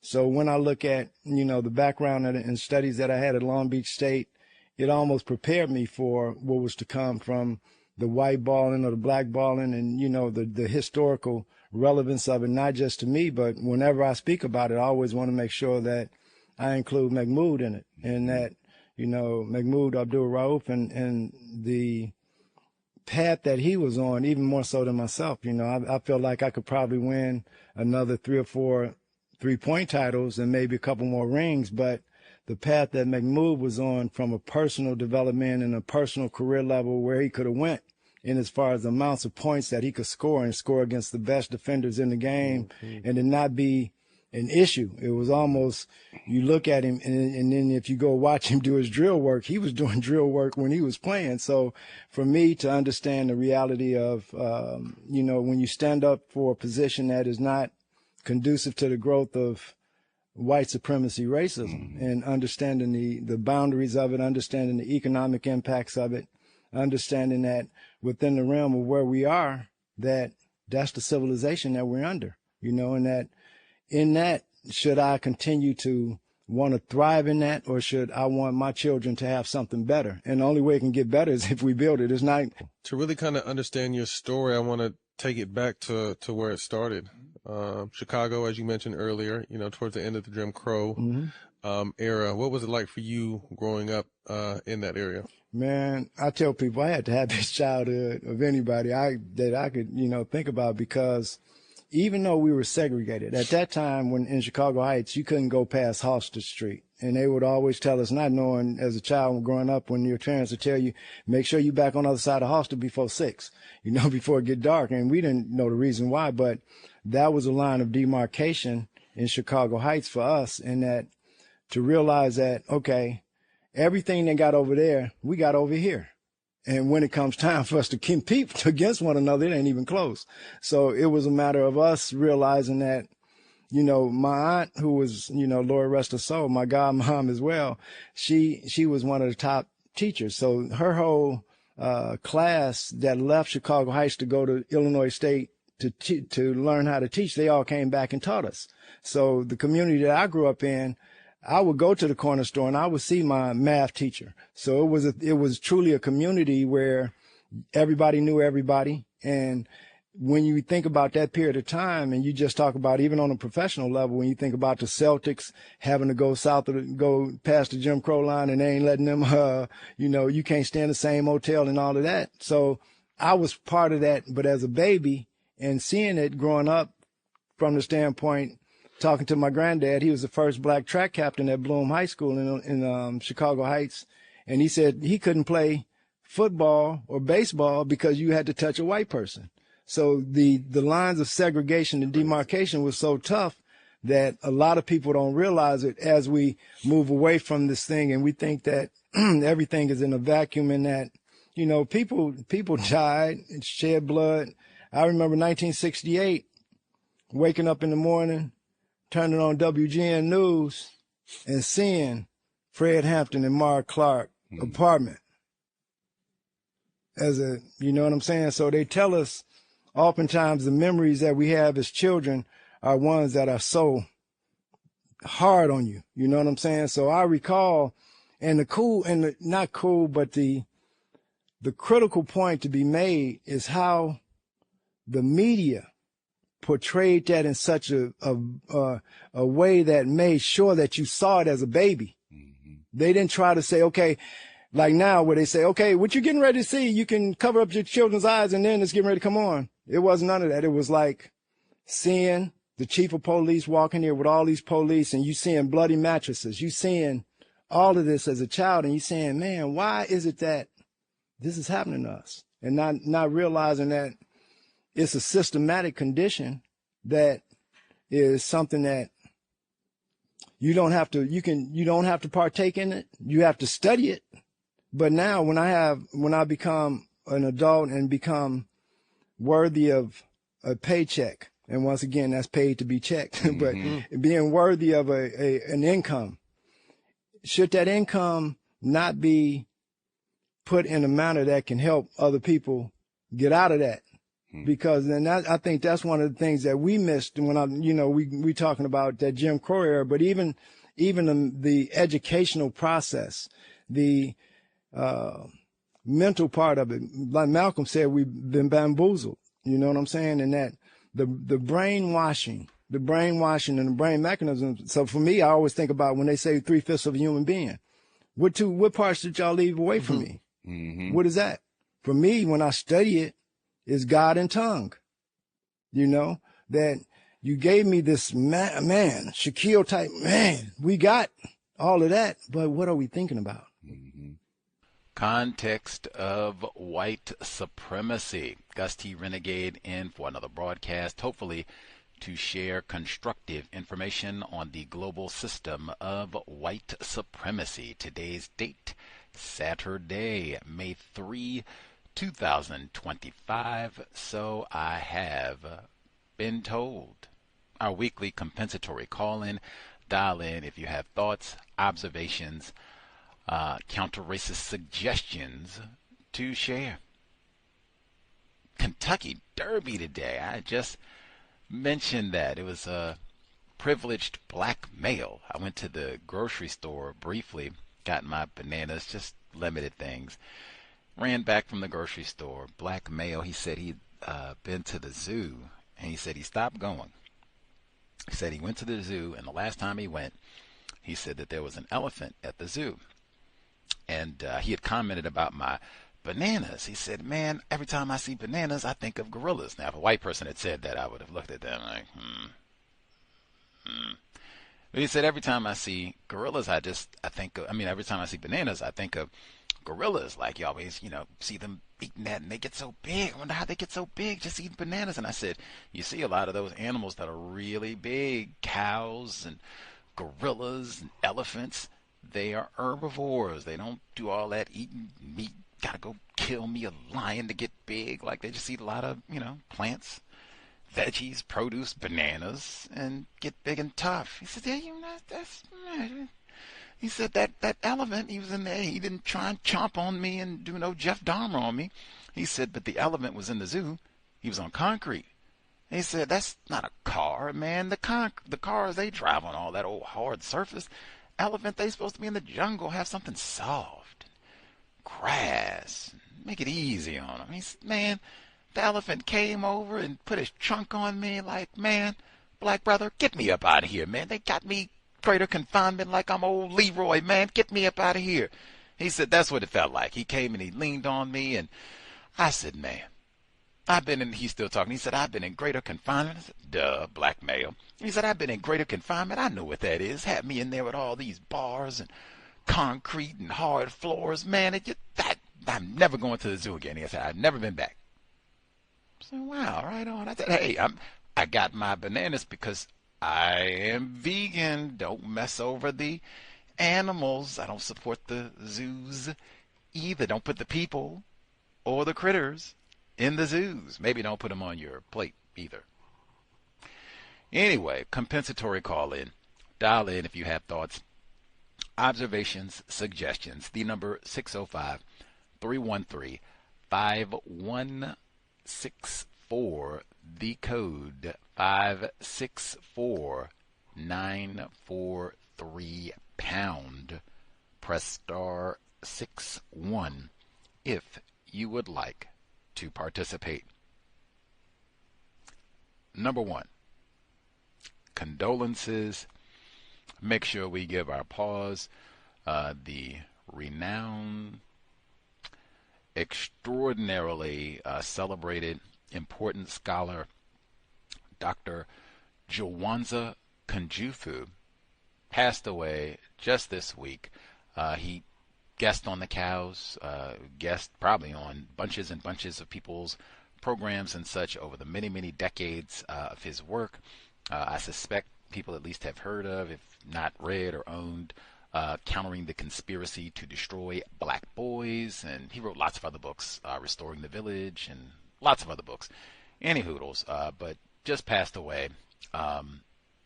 We need black educators. We don't even have black teachers, and have a black educator to write books and do research and offer tips and suggestions for decades, directly speaking to white supremacy, racism, and how the entire education system is designed to fail, really, and school to prison pipeline. That is all a part of what he talked about. Get guest on the program and many other spots, but just passed away. Appreciation for all of his years of hard work, and maybe folks can give away some of his books. People are trying to build their libraries and all, can get a few of his books to share with folks, especially parents. I was thinking, if you're going to have a black child, especially a black boy, I would think, but he talked about raising black boys and black girls. If you're going to have a black child, maybe reading 1 or 3 of Dr. Kunjufu's books should be considered. Maybe mandatory if you're going to produce children. Before you get to the bedroom, you read and discuss some of his work, maybe. Just a thought. Anywho, but remembering Dr. Jawanza Kunjufu. In the same vein, this week, on Thursday, unless memory is bad, man, we've been here at the Cows 16 plus years. Hopefully we have been mostly constructive, mostly accurate in our time on the air. Thousands of programs and thousands of hours of counter-racist broadcast material for people to check out and listen to. I shared the broadcast of Dr. Kunjufu He visited January of 2011. I shared that broadcast on social media today. Should be in the archives, Apple Podcasts, Spotify, Amazon Music, Pod Chaser, Podbean, wherever you get your podcast from. But it should be there now in the archives, January 2011. Same thing. You know, anybody, if you live in an area, really anywhere in the world, if you live in an area where they have colleges, universities in your city, county, parish, state, you should utilize that resource. They take your tax dollars and such, even if they're private. They probably take your tax dollars and all the rest of it. You should go and take part in what they have to offer. Don't think, I didn't go to school here, or I didn't, even drop out. I didn't do a semester or a quarter or anything here, and, they'll boot me off campus. Oh, no. Most of these places have lots of resources that are open to the public, all kinds of goodies. I just mentioned on neutralizing workplace racism, a lot of these places, big or small, they will have job openings depending on the education you have. Might be a place that you could look for employment. They have classes. You could audit a class. You could even, pay and take a class. But when I say audit, a lot of times it's not a definite, but frequently they might have a history class, a culinary class, an economics class, anything, yoga class. You could audit. You can contact the professor and say, hey, my name is Leroy. I'm really ambitious. I saw your class. It sounds amazing. I would love to participate. I'm so eager. I studied blah, blah, blah, graduated blah, blah, blah, or this is my work experience, whatever. This is why I'm interested. I would love to audit your class. I will be, present if it's online. I'll be at every lecture. If it's something you have to be in person in class, I'm committed to being there for every class. I'll do the work or do the reading, whatever's supposed to be. But I would love to take it even though I'm not an actively enrolled student currently. You can do that. I have audited classes before. I have seen other people, and I learned that from somebody else. I've seen other people where they audited a class. I would encourage you to do that. They have lectures on, these university campuses and such all the time. I've shared bunches of lectures where they're talking about racism all the time. Most of the time very directly, but, sometimes they get indirect about it too. But, they just have so many lectures where you can go learn. They have classes and workshops. I took a horticulture class so I could grow some houseplants. They're doing so well. They sent out, even after I took the class, they sent additional follow-up PDFs, and this is how you can tell how many foot candles of light your little babies are getting, and watering schedule, and identifying correct types of plants, and all of that. But they really do have lots of constructive info, like take advantage, and a lot of times they will deliberately try to make sure that black people don't go hang out in these places. Go and take part in something constructive. You might get to hang out around other people who are also doing constructive things. They have libraries at these, universities often with lots of books. That's how I got so many of the books we've had on the program. Psychotechnology of Brainwashing. Lots of people said, where'd you find that book? Get that, talk about that on the program. University of Washington Library. Before I had my own copy of Color Monitors, the Black Face of Technology in America, I got the library copy, university library copy. And it just goes on and on. Before I got my own copy of In Silence or Indifference from the university library. And it just goes, so many resources. So take advantage. So the resource I took advantage of this week, N.D.B. Connolly did a lecture at the University of Washington this past Thursday. Man, people who've been listening to the Cows, like, wasn't he a guest on the Cows? Yep. April 2015, which is kind of wild that 10 years later to the month, he would be here in Washington.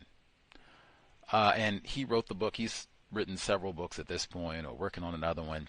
But we talked about A World More Concrete. Amazing book, one of the best that I've read on racism directly. It's all about System of White Supremacy in Miami, Florida, specifically, and in housing, in destroying black houses and property and putting highways up, and just, it is super detailed. He had great information on the program too, and shared other books that were also constructive, very much about economics and housing in white supremacy. Anyway, since he came on the program, I had read his book and, had seen his name pop up over the years, always related to racism. But N.D.B. Connolly, I'd played reports more recently where his house, they did an appraisal, he and his wife, Dr. Shani Mott, where their house was, they were basically robbed of, I think I had been saying, of about $250,000. It's actually closer to about a third, about $300,000 was basically stolen from them in the appraisal of their house. And all they did was take down all the pictures of the Negra and their Marvel Black Panther posters and Dougie Fresh albums. They hid anything connected to Negra, and then got some white people to go pose. And I think they might have put up some white pictures in the house, but that was it. They didn't change anything else. They didn't add a jacuzzi or nothing. They just put white people and took down anything related to Negra. And they got that $300,000 of value back added to their house. Wow. Now you want to talk about Negra tax. But I had been seeing that report and blah, blah, blah. In fact, I mentioned them because we had the report in California. It was the same thing. It was a black household, but like Dr. Connolly and Dr. Mott, it was some educated Negras. So they had enough, information about, wait a minute now, they done chipped us, and they went and got the books and did all the figuring and found, whoa, they done cheated us out about $200,000, dang, whoa, to go about rectifying and filing papers and all of that, because they're more informed and they study racism in housing, just like Dr. Connolly, Dr. Mott. So I had seen all this, and they added this to their scholarship. I literally just mentioned their case like within the last 2 weeks on the compensatory call-in. Dr. Connolly comes to UW Thursday, does his lecture, and he mentions early in the lecture that Dr. Shani Mott, his wife, died last spring at the age of 47. I was stunned. I mean, I don't keep up with him. I don't follow him on social media or any of our other COWS guests or whatever. But man, I had been seeing news reports about them and this housing situation. I'd seen pictures of them together, because when they talked about this, it would be them together, right, at their house. I think I even saw pictures of their little children too, because they have 3 children. So I think I'd seen kind of whole family portraits of them over the past few years since all of this happened, and their efforts to confront this, and pointing out that this is part of a wider system of white supremacy and that lots of black people go through this. I hadn't seen anything that, man, she passed away. And they did have an article in the New York Times obituary about her passing. She was also a professor. This is at Johns Hopkins University, Maryland. They write, Dr. Shani Mott, esteemed black studies scholar and champion for social justice, whatever that means, dies at 47. Dr. Shani Tahir Mott, lecturer in the Center for Africana Studies and Department of History at Johns Hopkins University, died of cancer on March 12, 4 days before her 48th birthday. Mott was an interdisciplinary scholar of the ways racial language and ideas about race get formed by writers as well as by political structures and institutions. Her dissertation focused on how mid-20th century writers of fiction and nonfiction strategically deployed racial language in American popular culture, exploring complex questions of sexuality, economic inequality, and political power.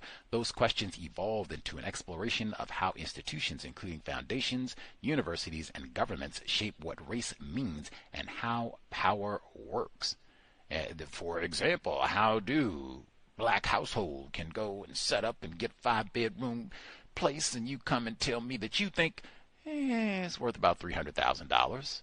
All you do is go get 2 white people who may or may not have PhDs. Now the house appraises for $600,000. What? That is what domination looks like. But man, it messed with me so bad. I guess, that I didn't know until then. And then mother of 3.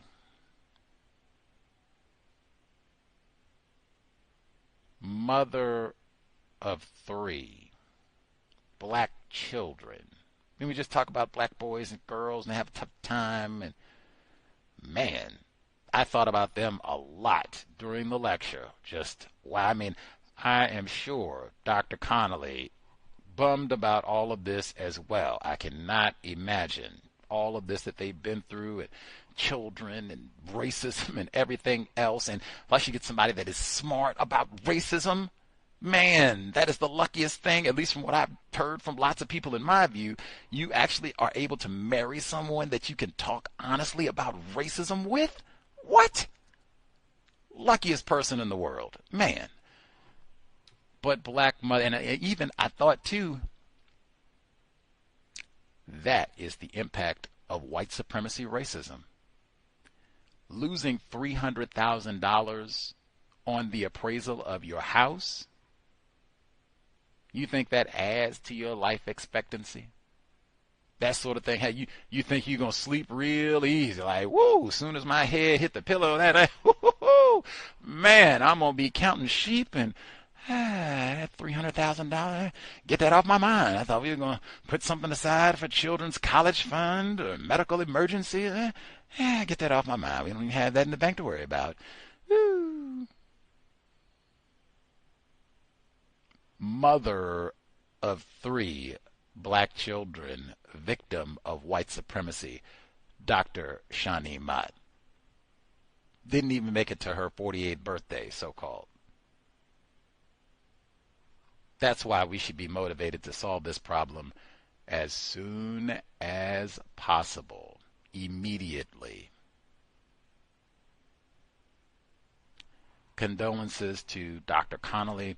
I will see if I can get the lecture uploaded in the archives pronto. I will say I was able to go and speak to Dr. Connolly after the lecture and give my condolences to him personally. I was very cautious, how shall I say, because he was very grateful, very thankful. And he said, oh, right on, right on. What's your name, brother? And I said, oh, Gus. Now, I asked the question, too. So he had heard my voice in the Q&A.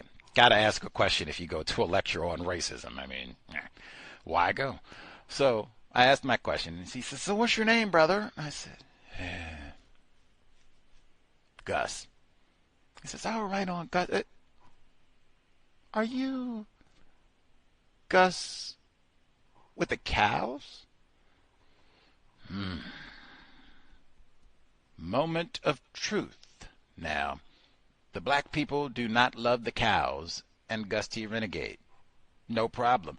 Matter of fact, many of the cows listeners do not love the cows and Gus T renegade. We have lots of folks who listen. Remember I told you, brother wrote in and said, man, that Gus T is insufferable. Ugh, I hate his guts, especially when they keep listening. See, we got lots of that too. So I mean, plenty of folks, man. I know. Matter of fact, remember Dr. Eddie Moore Jr., black brother, soothing lotion. Dr. Moore said, you ever had them folks that, you know, sometimes you want to give them a hug and a black pound, and other times you just want to bust them in the nose. You know them people I'm talking about? I was one of them people he was talking about there. Sometimes you just want to bust his nose wide open. So since I know that that's what people think about me, he was like, oh, Lord, ooh, he about to bust me in the chops. Ooh, I'm going to be embarrassed out here. Maybe he'll give me enough time. I can bob and weave and I can run, scamper out of here right quick, and security will come make sure I don't get beat down. He said, are you with the cows? I said, yes. Ah, black brother. That was one of the best conversations I've had. And he gave me another hug. And that never happens. Like most of the time is, you know, I'm about to bust you. Ooh, I've been waiting. I talked to Dr. Eddie Moore Jr. If we catch you in the alley, ooh, I'm going to beat you down. That's, you know, kind of what I expect from black people with 8 black great-grandparents and everybody else. That's what I expect. So it was quite surprising. Plus, it had been 10 years, but right on.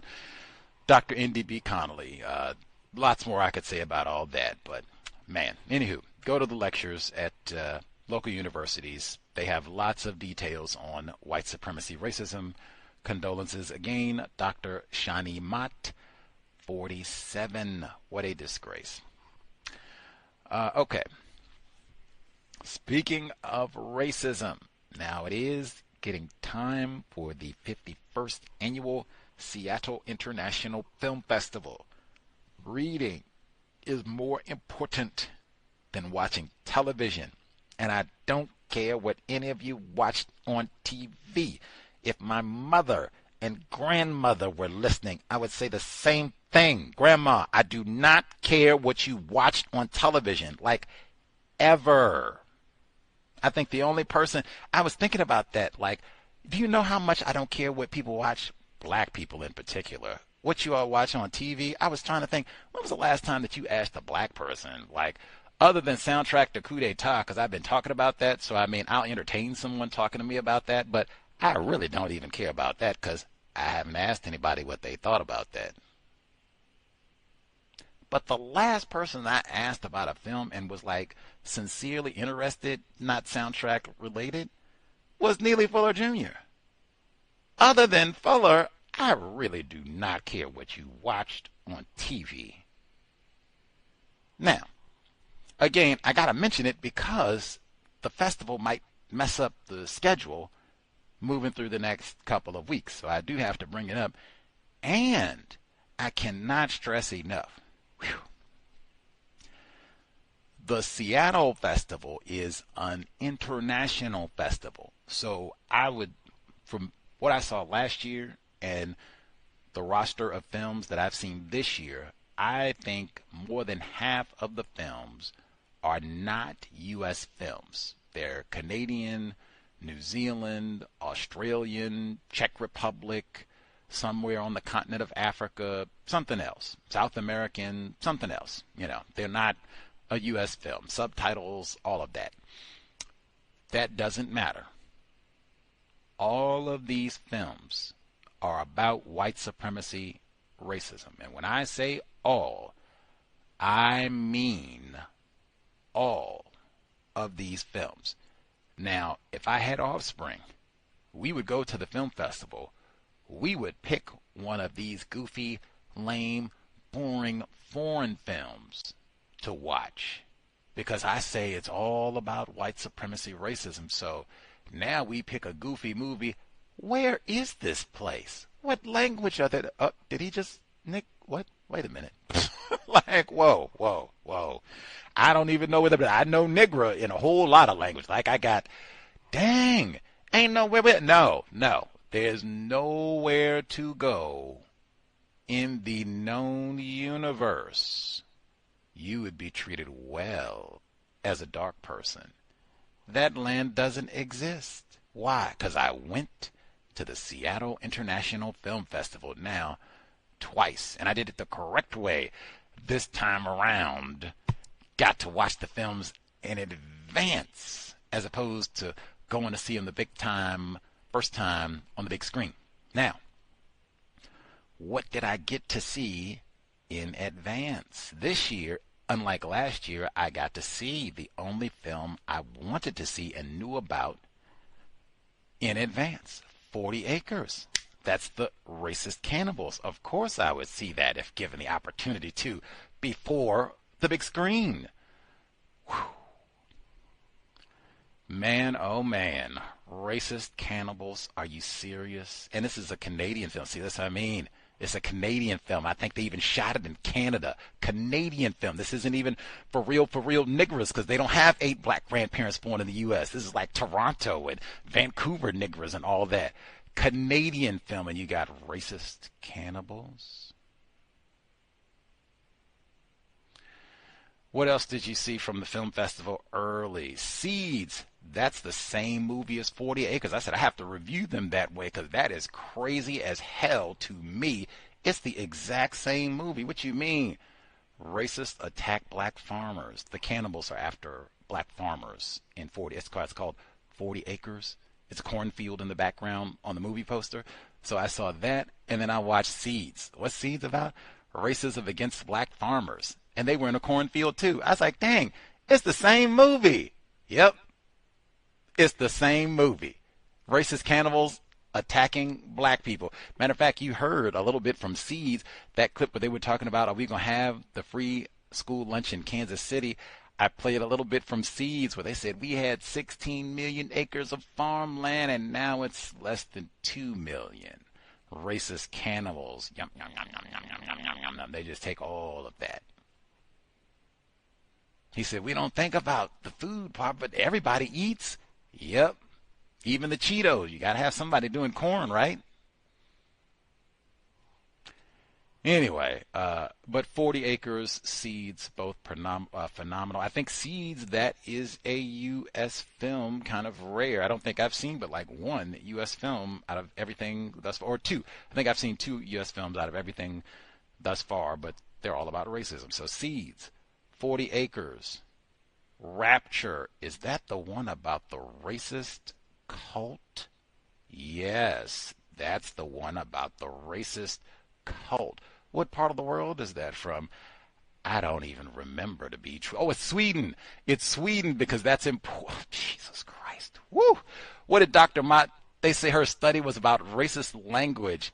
That's what Rapture is about. The racist cult in Sweden. And they're going to make everybody switch to speak Swedish. Anyway, let's get into too much detail. But that's what it says in the synopsis. Racist cult in Sweden. Allegedly, this is based on something real. It's not even a documentary, but what in the Jim Jones? What in the Jim Jones? Rapture, remaining native. I said there were 2 U.S. films that I've seen. That's one. All of the indigenous films are about white supremacy, racism. You heard the segment about the boarding schools. I played a little snippet from Remaining Native where he talked about you go and they cut your hair. There's nothing your family can do about it, and they put chemicals on your skin. What kind of chemicals they got to put on your skin at the Indian boarding school? Especially if they're going to rape you and do all of it. Why you got to put chemical? You putting bleaching cream on my skin? Jesus. That's Remaining Native. Let's see. Oh, and wait a minute. Matter of fact, sound clip. Do you need a sound clip? So this is the Netherlands. So I said some of these films, I didn't even know that they were about racism. You just look like, what? Film in the Netherlands? I never heard about this. But they said Christchurch. I said, oh, wait a minute. Isn't that where that race soldier went and shot up all the non-white people? He was mad, blah, blah, blah. And they said Dylan Roof and others were inspired by him, some of the other race soldiers. Yes, that is Christchurch, New Zealand. So global system of white supremacy, racism. Maybe black people, we could flee, we could get to New Zealand, we could get away from the racism. This is Tina, the New Zealand entry at the Seattle International Film Festival. This is just a quick 60 seconds. I don't think you need no subtitles, closed captioning.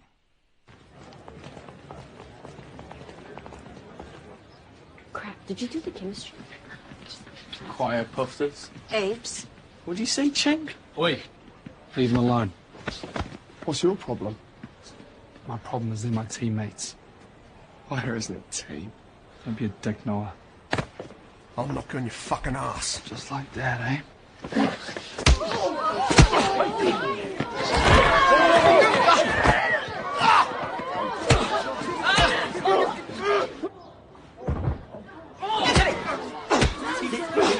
Get off me! Get off me! Get my hand! You alright? Fuck off, you black bitch. Mei Ling, let him go.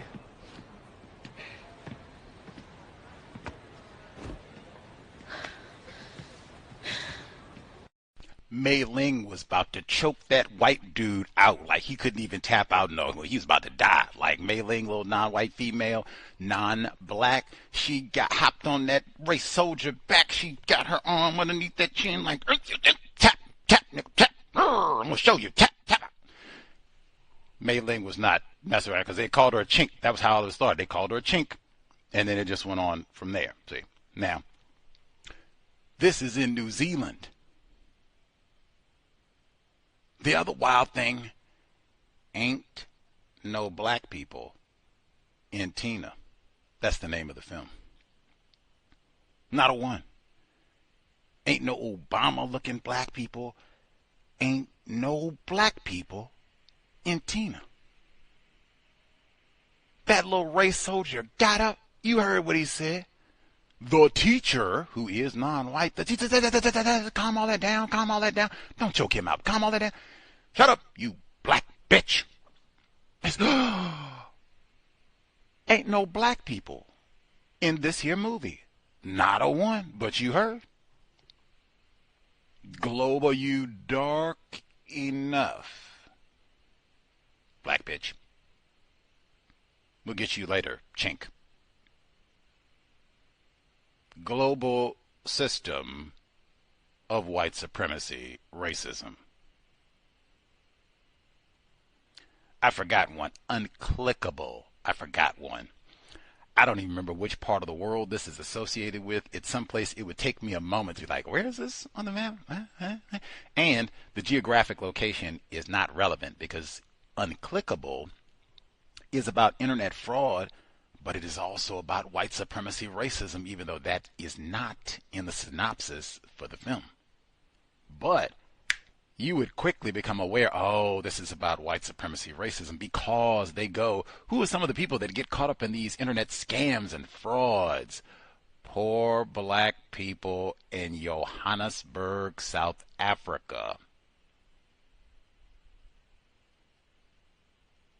Unclickable, phenomenal film. But that's what they're all, and when I say all of the movies are about white supremacy racism.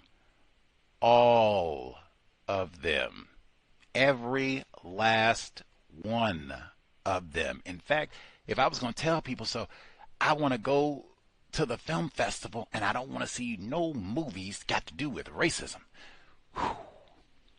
You're going to have to cross off all of the documentaries. You're going to have to cross off all of the indigenous film about so-called Indians and all that.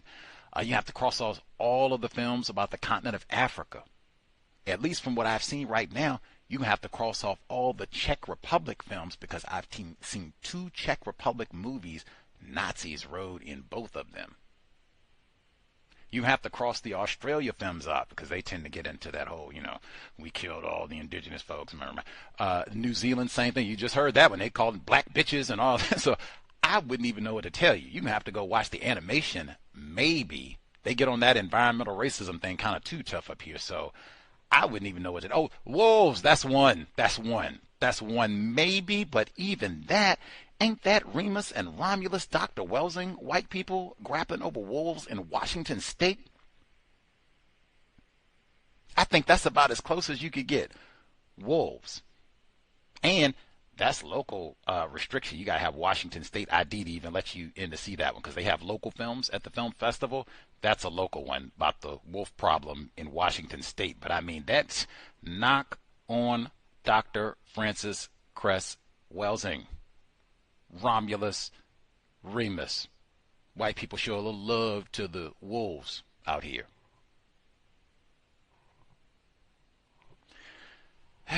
We will continue. I'll share more as I see things from the film festival again because everything is related to white supremacy. I didn't even get the film. They got documentary on Leonard Peltier, racism, probably some Black Panthers pop up in that one too, yes?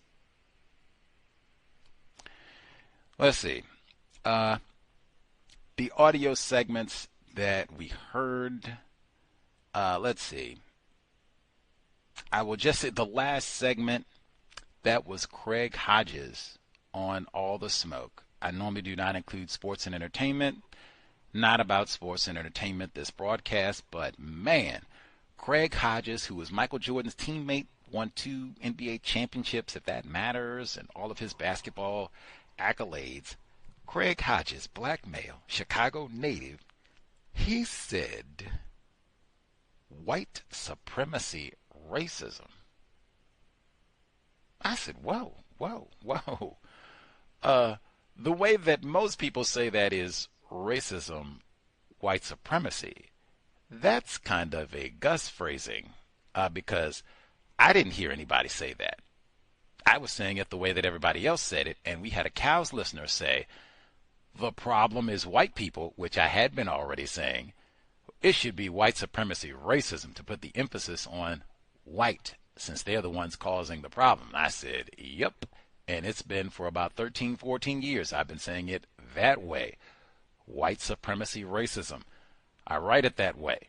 Exact same reasoning. So when I heard that, I said, whoa, does Craig Hodges, he listen to cows, like, on occasion? Now, he doesn't sound like it's, super duper influence, because he still says things like black community, that sort of thing. So it doesn't sound like, I'm real serious about that. I got Black Brother Gus's back. No, not that type of thing. But maybe he has heard of Context of White Supremacy. Maybe.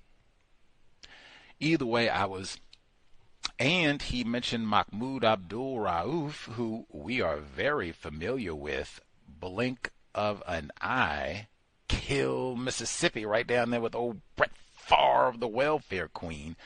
But when he got into all that about Chicago and growing up in Chicago and seeing the assassination of Fred Hampton Mark Clark, correction, 1969 is when that happened, but we can forgive him a year. He said he saw that all on WGN, and they didn't do no trigger warnings, and whoa, don't let your young rapist black boys see this, cover their eyes, and they just put it out there. Look at it, look what we did. This could be you. Mess around and be a Panther if you want to. And he said that it was so traumatizing, seeing all that and growing up under so-called segregation. That's why I said it didn't sound like he was a super-duper listener, because, what?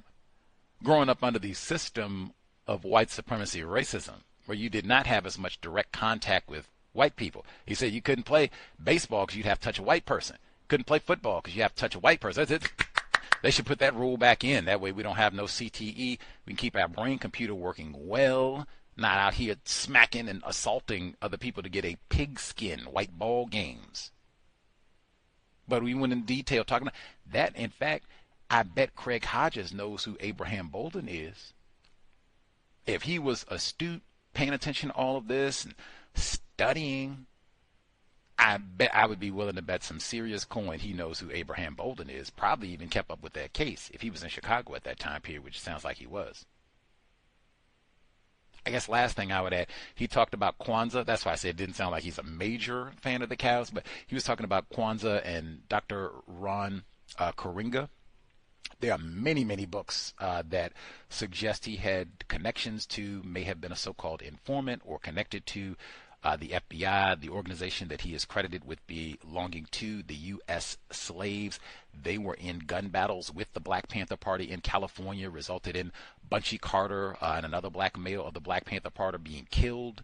That right there, there are many, many reports that was a COINTELPRO operation, and they set about doing exactly that, get black people fighting with and killing other black people. But there are many reports that suggest so-called Ron Karenga, FBI COINTELPRO connections, and that's how he survived all of this when so many other black people during that era did not. Anyway, that's something you can research for your own, see if it's true. I will only, last two maybe, I'll get in. Lewis Johnson, 10-year-old who committed suicide, 10-year-old privileged black boy. Shout to Dr. Kunjufu again. But Lewis Johnson, 10-year-old black boy, he went to Legacy Elementary School, and he allegedly committed suicide after the teacher bullied him and recruited other students to participate in abusing this 10-year-old black boy until he committed suicide.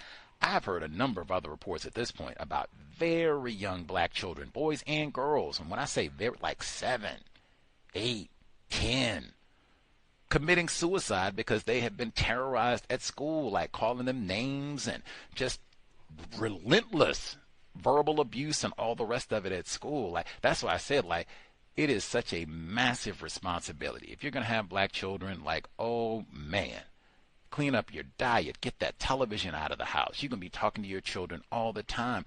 Are you really going to send them to this environment? I keep saying the question, is that the best we can do? Reflecting on your experience in public school or private or whatever. Reflecting on your partner's experience. Maybe you all spend time talking about that. Are we going to replicate this? This is the best we can do in 2025, send our child to public school? Okay, if the answer is yes, What are we going to do to supplement? What are we going to do to nourish our child against all of that? That should be another lengthy session of ongoing conversations.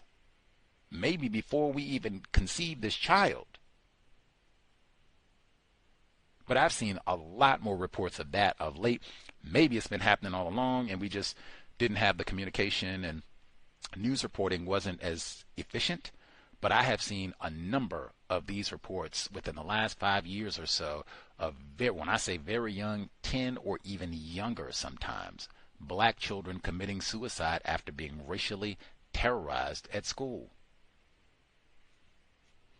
Lewis Johnson, condolences there too. Let's see. And I said to the last one I get in. So much. The Vietnam, it's been 50 years.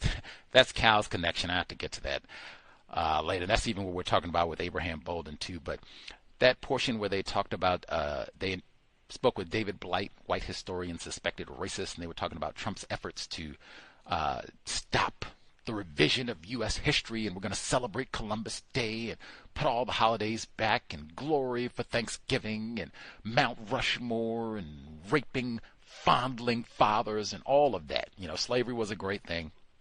Where David Blight says, hey, we're talking about our heroes. It can't just all be celebratory.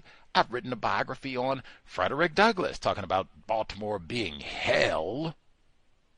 He said, I wrote a biography on Frederick Douglass. Some parts of it, he was a hero, sometimes not. I said, wait a minute, Fred Douglass, he was out raping white women? Well, I guess he did.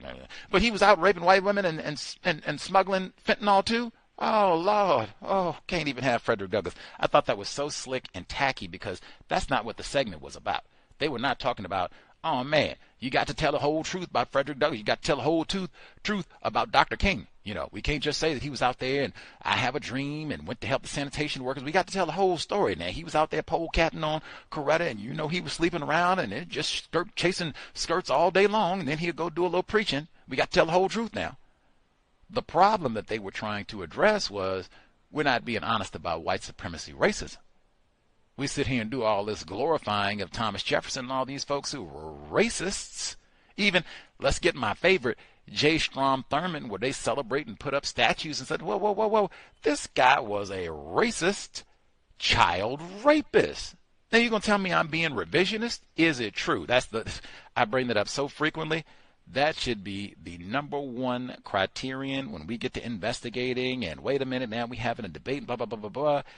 Is this true? Not how I feel about it, what I think about it, and blah, blah, blah. Is this true? I'm saying Strom Thurmond, he is a racist and a child rapist. Is this true? Now, if it is, nobody should have a problem with something being said that is true. Unless someone is saying this to produce conflict or for some unjust means, but you would have to show me. This person revealing truth and they're doing so for nefarious purposes. You'd have to show me. Especially revealing truth about the system of white supremacy racism, because so much of it is about obfuscating and omitting, lying, master deceivers, watching it at work right now. I guess I will get in really quick since I did say environmental racism. When they gave that 50-year report on Vietnam, and they mentioned Agent Orange and their whole books, dissertations. I mean, you talk about going to your college library. They probably got whole sections just on Agent Orange. When they talked about the damage and blah, blah, blah, and they just slipped that in so quick, they said, yeah, and it damaged all the crop and U.S. soldiers and Vietnamese soldiers and damaged people's genes. What? Wait a minute. You're not talking about Levi's, and so you mean it damaged their genetic material? Whoa. Shouldn't that be talked about? In fact, is that a crime? What they call that, war crimes and things like? Wait a minute. Damaged who's U.S. soldiers' genes too? Whoa. Like, pause on everything. No, I don't want to hear no good morning Vietnam and me so horny and Y'all doing chemical and biological warfare at all times?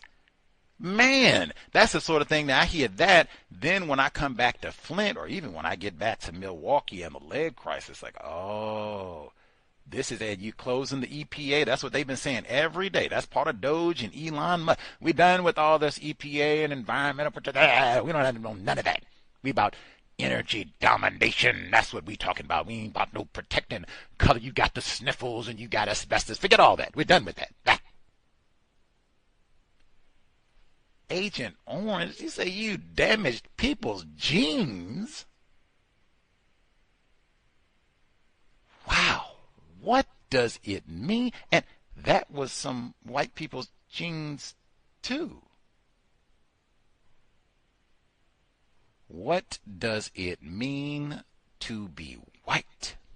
And put a color on it too. They didn't call it, they could have put a number or anything. They put a color on it. Call them yellow people, they call it gooks and slant eyes. See? System of white, it's called white supremacy racism, because this is about mistreating people on the basis of color. Craig Hodge just say white supremacy racism. That's what Gus said. He could have gave me a shout out. We on all the smoke, but I got that from old Gus T. Context of White Supremacy. That he cooling a little bit, but sometimes that white supremacy racism. I got that from Brother Gus. Appreciate you, Brother Craig. He was thinking that. Number again, 605-313-5164. The code 564-943 pound. Press star 61 if you would like to participate. Let's see. Now, folks who have questions, we have attempted parents. Dial in. Let us know, said Dr. Shani Mott, being an attempted parent of 3. Man. And then even Dr. Kunjufu passing away, who did so much work for black children and black parents. I know we had black parents who appreciated being able to hear Dr. Kunjufu on the program some years back, and or read his books, heard him, give talks and lectures down through the years. We have attempted black parents who either read some of his work or other tips, thoughts, being a mom, dad, attempted in the midst of all of this. Let us know. Number 605-313-5164. The code 564-943 pound. Press star 61 if you would like to participate. Let's see. Our caller in New Jersey, not as cool as Cory Booker. He graduated from Stanford. I did university. See, that's what I'm talking about. When I went to California, right? I'm a shiftless Negro from Virginia. Certainly, they wouldn't let me be a janitor at Stanford. They wouldn't let me clean the toilet at Stanford. I went out and hung out at Stanford for 2 weeks. I got all the audio I wanted. I got books. I got articles. I got pictures. I got audio recording, cassette audio recordings, slides, pictures, and I hung out for 2 weeks. They didn't come and grab me by the scruff of my collar and kick me off. Get out of here, Leroy. We seen you. They didn't do none of that. I hung out for 2 weeks, and they waved goodbye. Have fun. Be safe getting back to Seattle. We miss you. That was how it was. You could do the exact same thing at Stanford. That's private, Stanford. You could do the exact same thing. Rutgers, that's in New Jersey. Syracuse, Stanford, New Jersey Community College. You could do the exact same thing and go and rack up, get all kinds of research and constructive information. Utilize your local colleges, university, community college, whatever. Take advantage. Victim in New Jersey should be with us. Yeah, hey, Gus. Let me say this first, Gus, before I begin. If the 2 lines of people are lined up, one to punch you, one of you, I'll be in the line to hug you. So I'm in those ranks. You know, so I'm just, I'm just putting it out there. So you safe. If I was to ever, be somewhere and I recognize the voice and Gus T, you getting the hug. Man, that's unfortunate. The the female scholar who died for cancer. Gus, are you there? Yeah. So Dr. Mott. Yes, sir. Yeah. So okay. Yeah. So but you know what, Gus? I mean, in my life, I'm just noticing so many people dying of cancer. A friend of mine, a military vet, 54. He just died from cancer. We reached out to him, me and a friend of mine, and we tried to encourage him to come out to New Jersey to get alternative treatment. It's a guy that I know, and I'm not saying he cured cancer, but whatever he did for another friend of mine who has a form of blood cancer, I think it's leukemia, and he's been living with this for some years. Whatever he's done, he's reversed my friend's cancer. Meaning, when I say reverse, to put it in context, my friend doesn't have, he doesn't have to take the medication that he would normally have to take. So, the cancer is still there.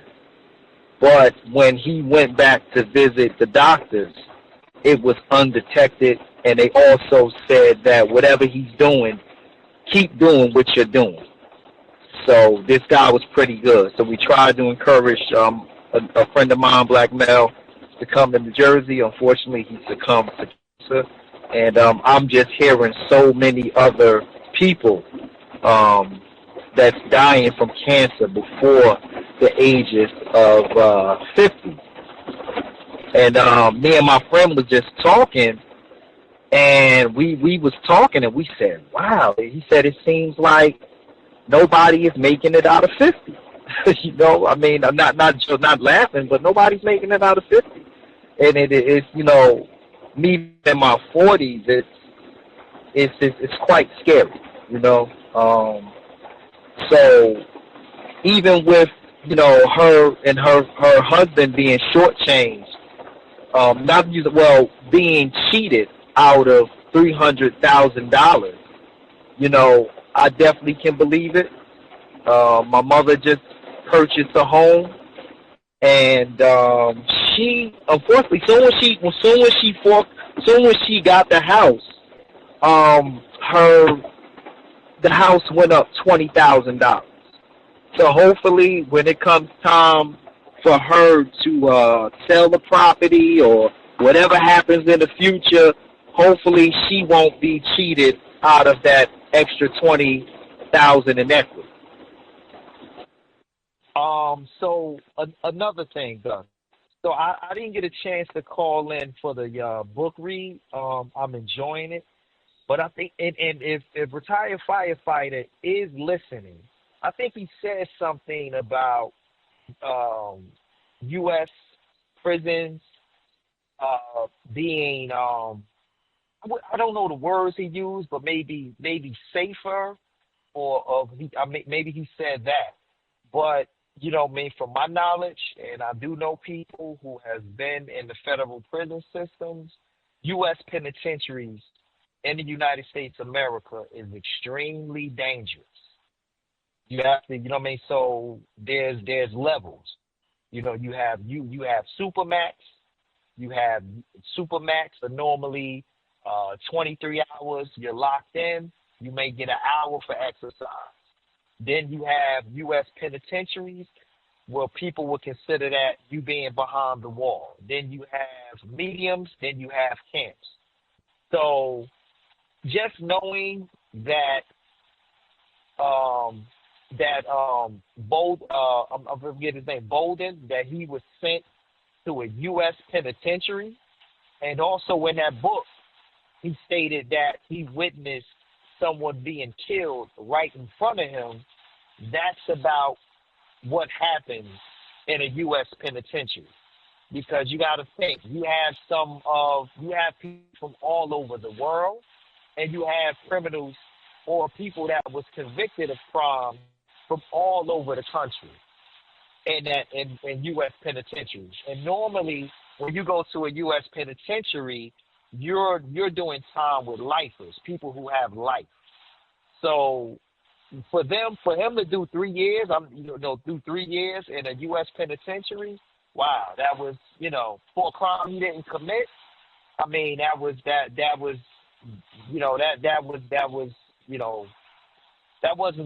a good thing. That definitely wasn't a good thing. Luckily that he made it out, with his life. And I'll close. You said something about Cory Booker. So Cory Booker was the mayor of Newark, New Jersey.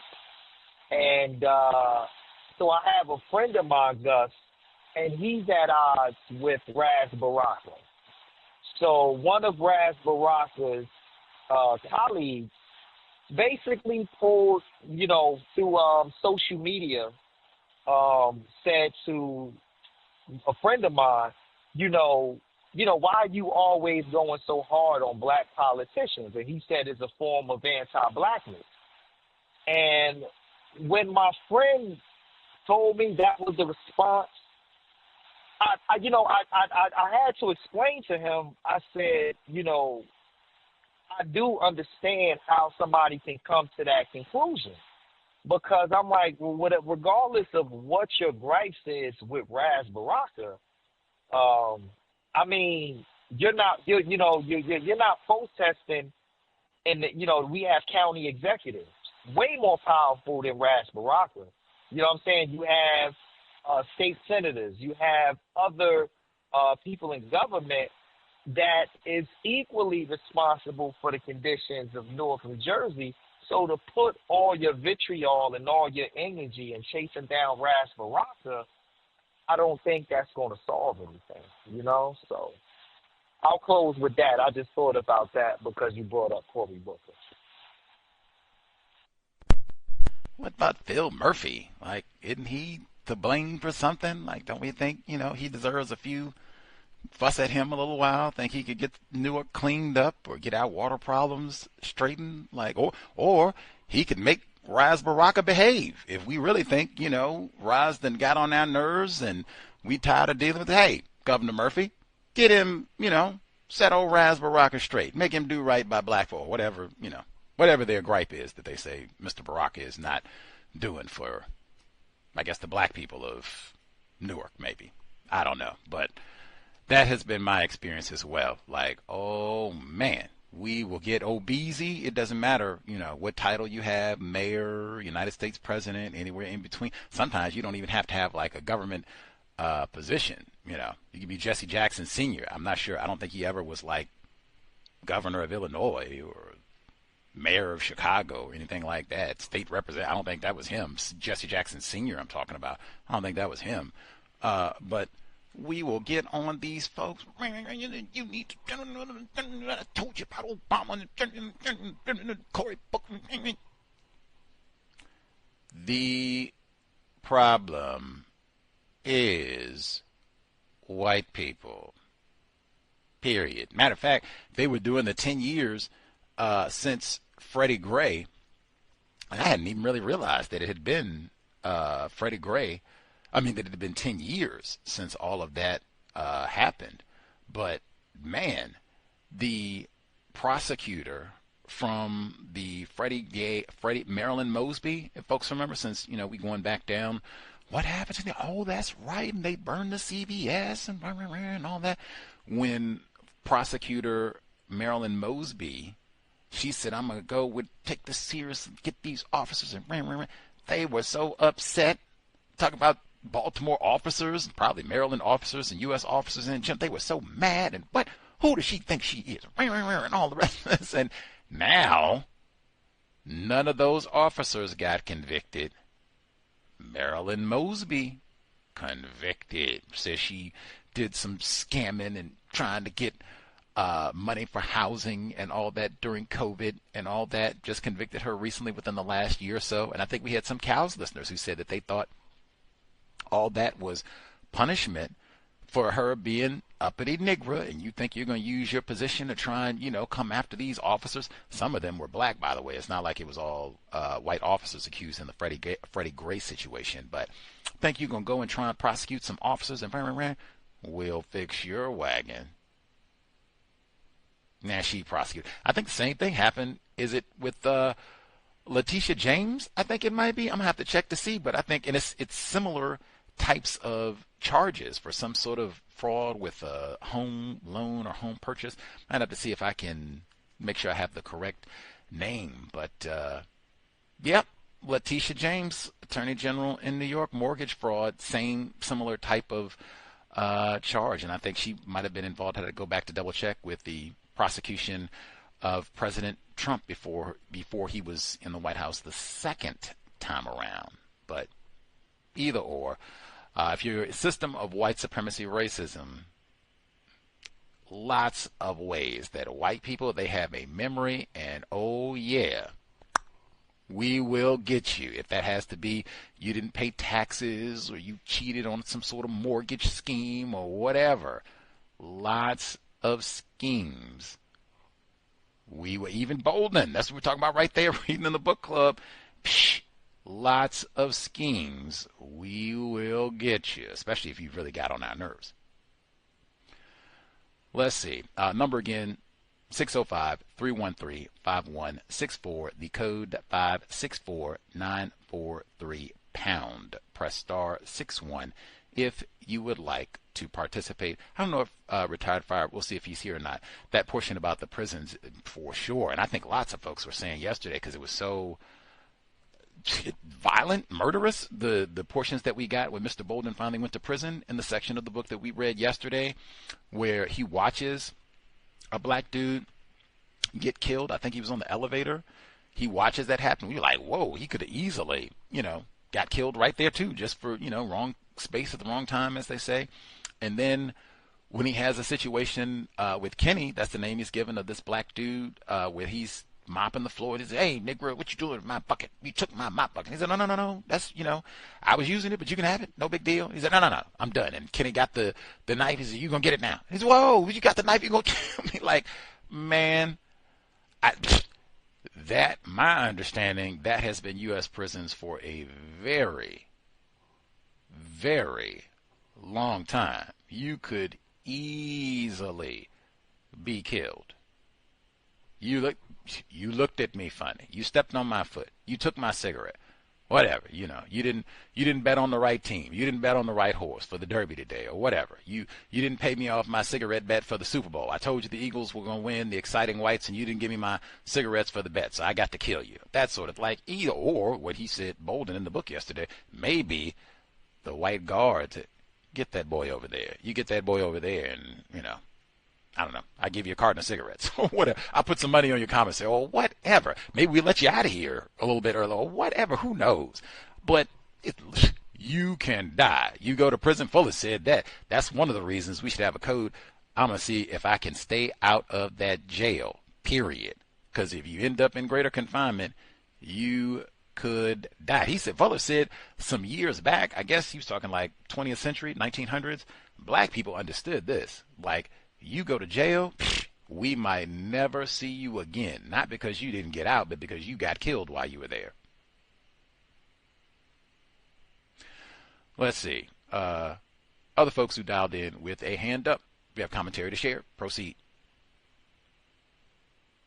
Greetings, everyone. Retired firefighter. In the late 1980s, early 1990s, I was interested into having a club, if you want to call it that, with black boys, so their parents, as well as myself and some other firefighters, orchestrate a mentoring program. I was motivated to do so by the person that you meet, Jawanza Kunjufu. I don't know if I bought up all of his books, but I did buy up a whole lot of his books on the subject matter, and in turn formed the organization from those books.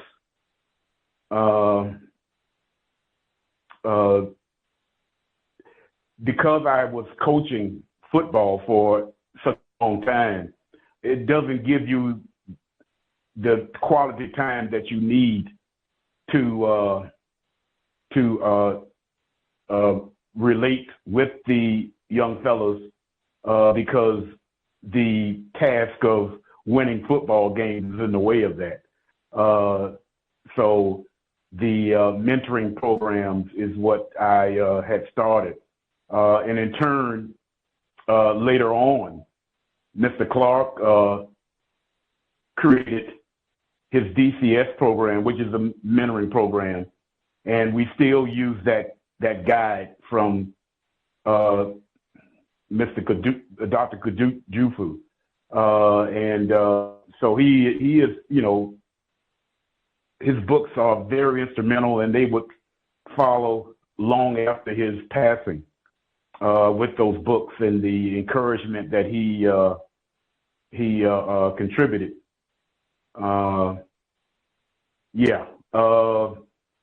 About yesterday, maybe I didn't be more clearer on what I was talking about. Basically, I was talking about basically white enforcement officials may be protected, and you also added not just white people who are in law enforcement. You mentioned some examples of other white people that are probably getting protected now. Even with them, at some points in time, there's a situation to either whether the protection was deliberately turned off or mistakenly turned off, and that white person got killed. That has happened. So it's very inconsistent. I'll put it that way. In greater confinement anyway, by its nature, is very inconsistent. In other words, I don't think nobody would be wise to go there expecting that they would have protection for the entire time that they're there. But I have studied that they have somewhere on paper that they have some sort of special protection for certain people who are incarcerated. And I would say more than likely, if it is so, it's probably a white person. And that's all I have to say. Thanks for listening.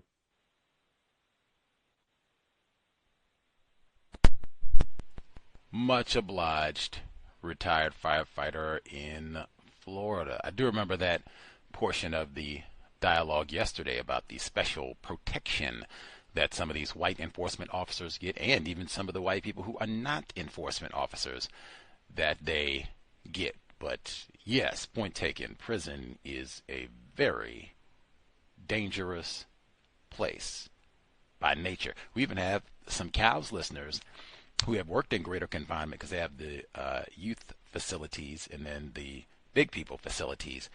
And they were saying it's so dangerous, but even for the guards, they were saying a lot of these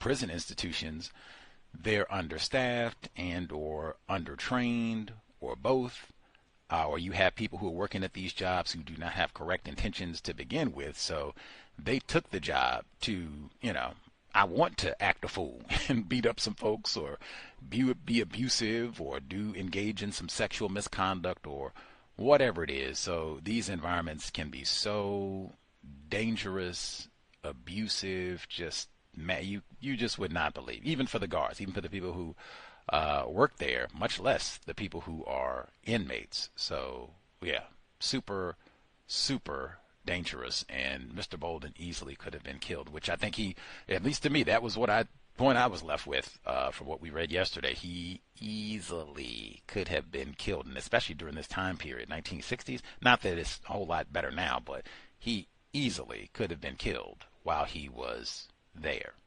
either in prison and in the mental institution. That's wild too, because he got moved. They moved to all those different facilities, which they still do, and then they moved him to the mental institution, which is pretty much jail. But oh no, you're not in jail now, you're in the mental. And same thing, he could have been killed, drugged, all the, just, man, a miracle that he even got out and is still with us today, man.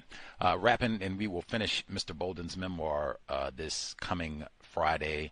I thought it was going to be one more week, but nope, all done this Friday. Has been very informative, to say the least. Lots of details about the history of Chicago. We got more on that today. The number again, 605-313-5164. The code 564-943 pound. Press star 61 if you would like to participate. Let's see, double check, see if other folks have thoughts. We have other attempted parents, right on, for retired firefighters, appreciating the scholarship of Dr. Kunjufu, and he's told us so frequently about the work he did with Mr. Clark. This is decades before all of that, saying, hey, I want to get these young people together and not just talk about brain damage and smacking the tar out of somebody on the football field, and let's actually talk about using our brain computer and things racists do to mess you up in school and more important things in the world. Hopefully lots of people were inspired to do constructive things with non-white children, black children specifically, and maybe can continue some of that if they, folks are really bummed about his passing and all the rest of it. Well, let us appreciate and continue some of the work and passion that he had for trying to do his best to help black children in a system that is designed to see them fail. Star 61, other folks have commentary to share. I'd ask too if attempted parents, are you all familiar with some of these cases? We heard the one today with Lewis Johnson, but are folks familiar with some of these cases of very young black people? Again, when I say young, like under 10 and under, committing suicide. Have folks heard some of these reports? And hey, this is something that does need to be discussed. This is something that does need to be talked about in terms of, oh man, are our children, and because of racism, it's sounding like specifically because of racist abuse at school, man, like, are we talking to our children about things that are happening? And if they're feeling, sad or depressed or frustrated about things that are happening at school or wherever in life, have we talked to them? Have we made it an environment where they feel okay coming to talk to us and being, I guess, cognizant, if there are major shifts in your child's demeanor, if they, were kind of jolly or happier beforehand and now they don't do as much smiling, they don't, laugh and joke as much, like, be cognizant of that sort of thing as a parent. And like I said, have you all seen that? Folks who have children, I guess younger children, I would have to, like, that is, wild to me that I've seen lots of these with, like I said, 8, 9, 7, 10, folks with younger children. Have you been seeing these reports and paying attention? Let us know if you hear the archives and, dial in later on or write in later on. Let us know. But that's something I think is super important. They do all this talking about mental health. Well, mental health for younger victims of white supremacy racism is equally important. Let's see. Gus, I have a question. Retired firefighter in Florida. Yes, sir. Do you know what was reported, his method of death? You talking about Dr. Kunjufu or? No, the child. Oh man, this one that we talked about today, Lewis Johnson. They said that he committed suicide. Now, do you mean like specifically how he committed suicide? Yes. Let's see.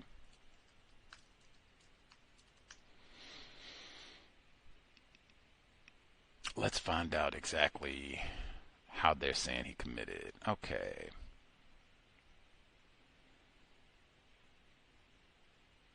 Called stupid.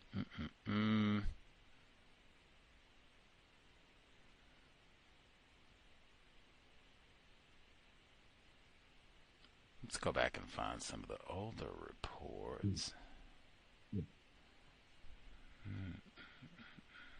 Because while you're looking, I'm thinking if it was a firearm, then somebody else is accountable for that. You know.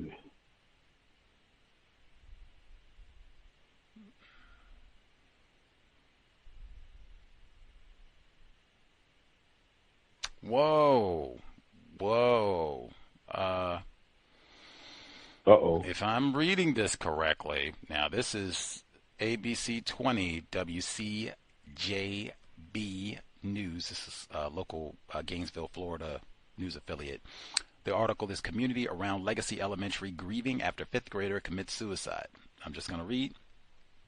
This is May 2nd, 2023, so almost 2 years to the date. Kyrie Whitehead is mourning the loss of his best friend, 10-year-old Lewis Johnson. He didn't deserve it, said Whitehead. I wish I was there so I could have slapped the gun out of his hand. Whoa. You know where I'm going, right? Because I mean, where did that gun come from? Whoa. Not sure. I was just thinking. That would be, yeah. I don't see any.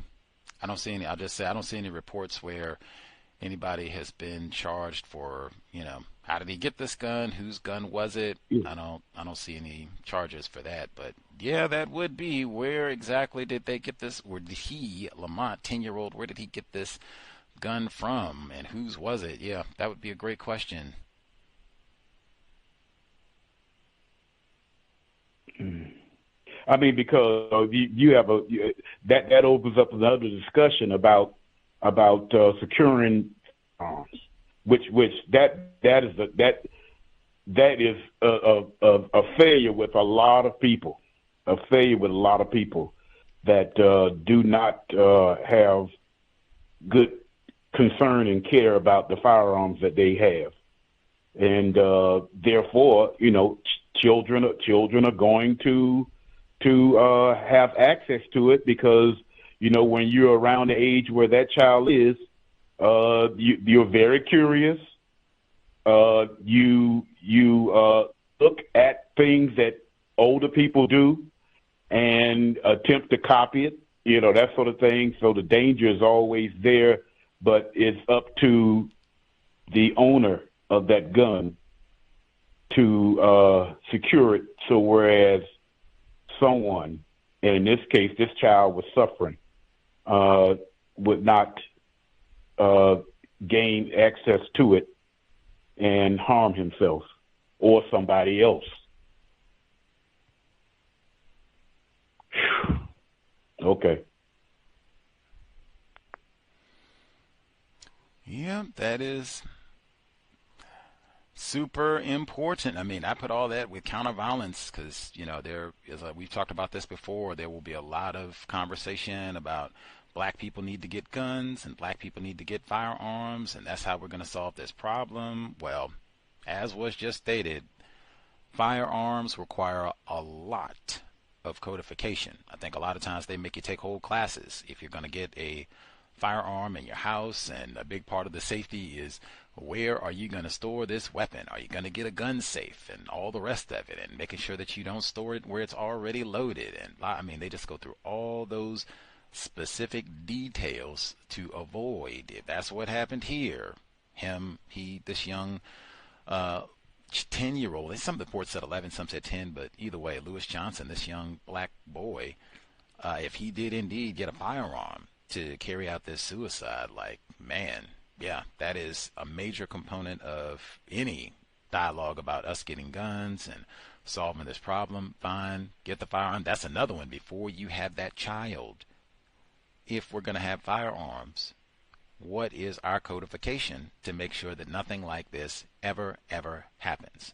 Safe, gun lock, all of that, so that there's just no possible way this child is going to get this gun and whoops, or, I mean, just no, not possible. They have lots of reports that say that just you owning a firearm increases the chance of something like this, a tragedy, happening, unless you put in the time and energy to take proper precautions, codification really, to make sure something like this never happens. Let's see. Any folks that we missed, commentary that we want to share again, any attempted parents, thoughts to share? Let's see.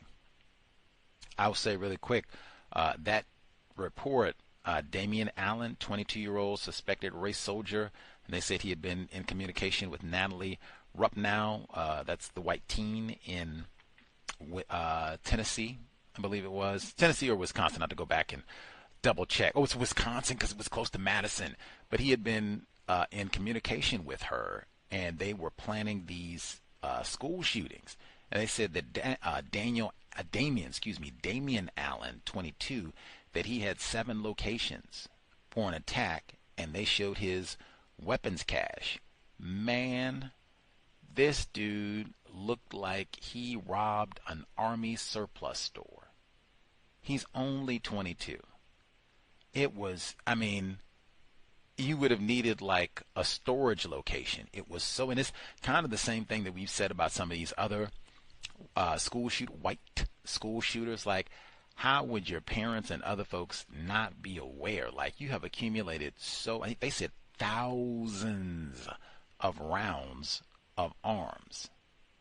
How would you acquire all of this and nobody knows nothing? Nobody finds this strange? Like, I could see if you had, stockpiling cans of corn because you think the Rona is going to be back and you want to make sure it's not zany like it was last. Like, oh, okay, I got you with the preppers. But I mean, whoa, thousands of rounds of arms and fire. I mean, he's got the M15s and his fatigue back. I mean, this dude looked like Vietnam is not over. I'm ready to go kill some slopes, some slant-eyed, some gooks right now. And plenty of them, too. Like by the bushel. That's what he said.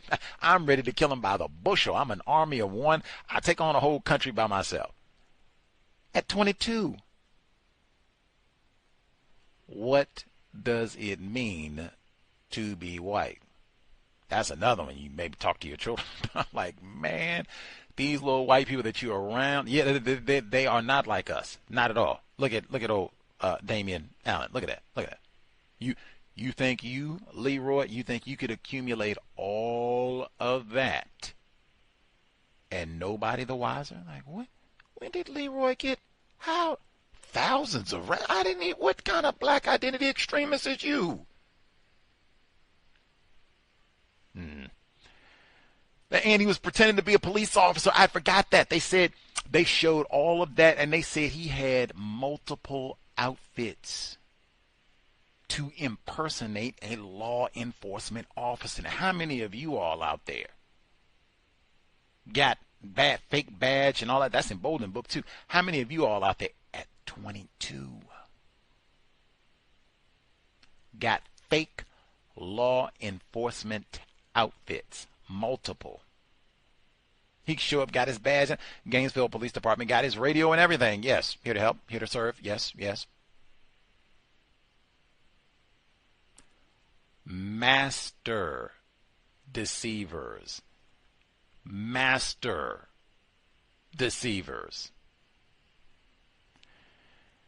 Anywho, I will say quickly as well, when they talked about Freddie Gray and all what Trump said, living in hell in Baltimore, They spoke to one of the town council members, James Torrance, and he said that they had a trauma center that they were going to open it up for the young black people of Baltimore so they could come in, get healing resources, network, blah, blah.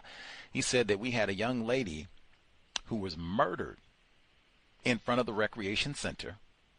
The young people were unable to return because once we shut down the rec center to figure out how can we do trauma-informed responses to having them come back, someone stole the pipes and the wiring. I said, now come on, James Torrance, you know who stole the pipes and the wiring. Leroy, rest of his cut mad. Mar Jackson and them didn't get the Super Bowl. We gonna go steal us some pipe. Now maybe that's what happened. Maybe it didn't. But even I thought that could have been race soldiers. We'll show you, man. We'll show old Marilyn Mosby think you gonna get out here and prosecute somebody. We don't like no Freddie Gray either. And they go steal the pipes and the wiring, and now you don't get no rec center to open back up for people who are hurting for healing.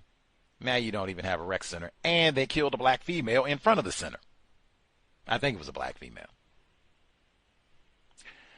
That's intended. All of that. That's intended. That's where we warehouse the black people, put them on that side of town, and make that their lived experience. Can't get no CVS because they burned that down with the rioting 2015, and you can't get no groceries and all the rest of it. You can go watch The Wire. Hope President Trump give you a shout out every now and then.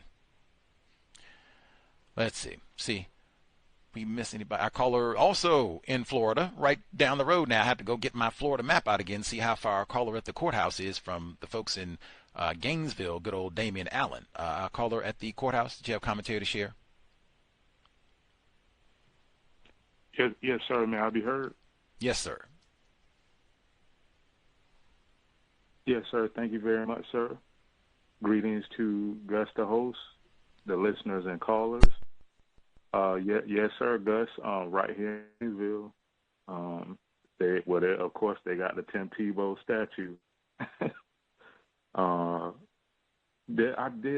did hear about that. The young victim of racism. The 10-year-old. I did see where sometimes it's saying 10-year-old or 11-year-old.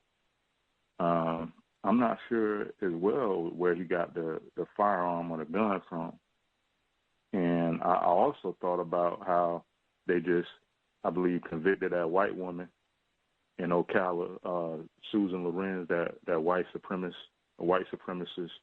who shot G.K. Owens through that door. That's in the same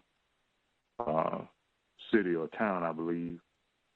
And I wanted to point out also where it sounded like they were talking about the taking away maybe the DEI or something like that, the president talking about the different monuments and the ideology. And that may have been the same audio segment where I'm not sure if that was a black person or someone classified as white, where the term was used Western or American values or something like that. I just think they really meant white values or something of that nature. And that was real clever for them to word it that way, where I guess they may be trying to make, I guess, moderations or changes of what's being taught in the schools. And the guy was saying that, well, we need to have a debate and to make sure it's in a fair environment.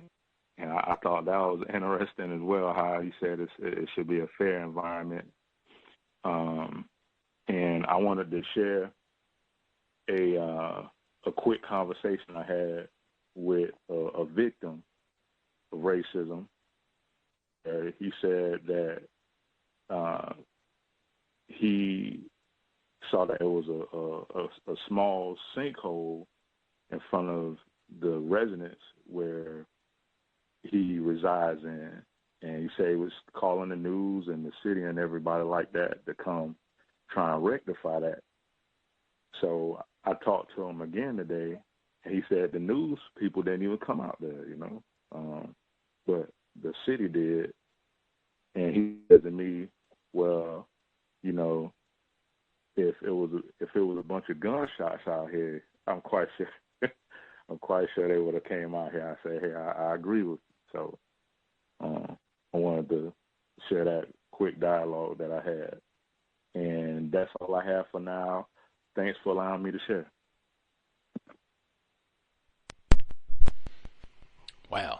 Black Lives Matter indeed. That's kind of dangerous. Like, depending on how large those sinkholes, like that, at minimum, it can mess you depending on where they are. That could be a traffic problem, vehicle hazard. Like, people can be seriously hurt. Like, that's serious. He said the news people didn't respond at all. Like, at least visually, they could be like, oh, wow, look at that. That's big. You can see where it's going down. Boom, boom, boom. He said the city folks came out, and I agree totally. If that had been guns, crackheads, talking about kill whitey, we gonna march around with Aga today, would have came out in full force. Like, oh my Lord, what is going on? And we got to have law. And they getting woke in North Florida. They'd have been out in full force. But he's come fix the sinkhole for you. Let's see. I was correct. It was Madison, Wisconsin for Natalie Rupnow. She tag teamed with Damian Allen down in Florida and said, we're going to go and do all the attacks. He had 7 site locations already plotted out. He's going to go and do some bombing and such. Like, wow, wow. They are rolling in Florida. Let's see. Because Phoenix Ickner was right, same spot. They could have, joined forces. Let's see. With the guns specifically, I forgot because he was talking about they were changing or talking about history and how it's going to be taught and doing away with all the DEI programs and such. It reminded me that segment where they were talking about in Chicago with the firearms, and they said specifically they were having those gun buyback programs, and then somehow the guns slipped out of police custody. And now it's being used in all these robberies and drive-by shootings and everything. And the language that they used in that report, that was Chicago too. It was the gun. It was a Glock, a .45 Glock. They said it slipped out of police custody. What? It slipped out of police? Like, was it in a police officer's pocket? And it slipped out? They had it in their jacket and they were just being a little careless, and it just slipped out on the street. That's what happened. Then they said it disappeared from the police station. No. So this is like a abracadabra, kazam, and the smoke popped up, and whoa, there was a Glock on the table, and now it's gone. That's what happened. Nah, man. Every time you said somebody stole it, that's what it. If it was stolen from the police department, don't they have cameras at the police department? Like, man, at minimum, that sort of thing to me suggests y'all got some John Burge family members, people who are not about justice, stealing items that are in police custody, and they go give these guns away? Do they go sell them so they can make a profit? And you've got guns that might be a little bit more difficult to trace in terms of where did this gun come from? It's been stolen, and it's not even reported stolen. Come on.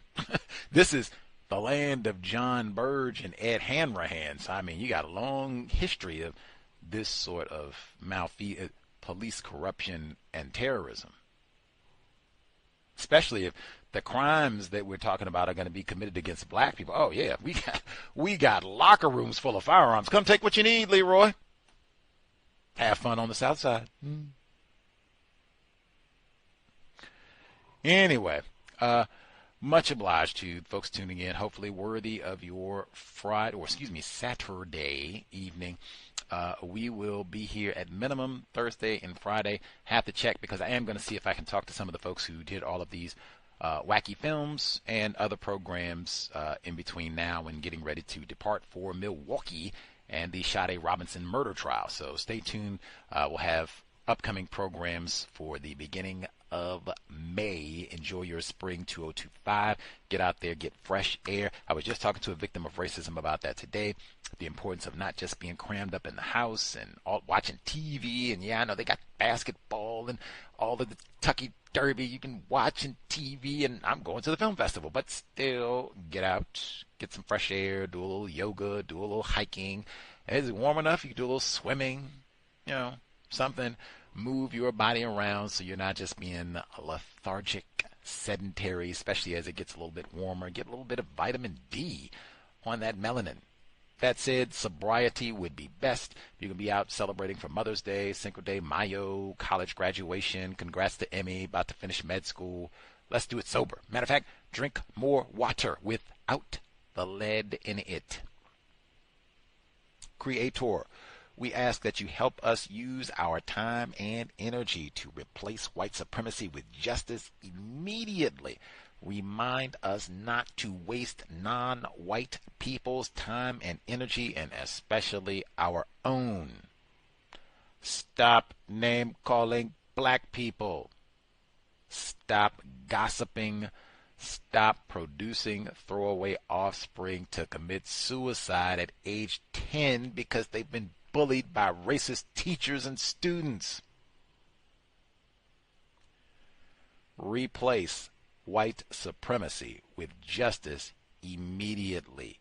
Cows signing out. Thanks all for tuning in. Nigga, you so brainwashed. I'm a victim, brother. Problem. You're a victim. I'm a victim of 400 years of conditioning. Shut up. The man has programmed my conditioning. Even my conditioning has been conditioned.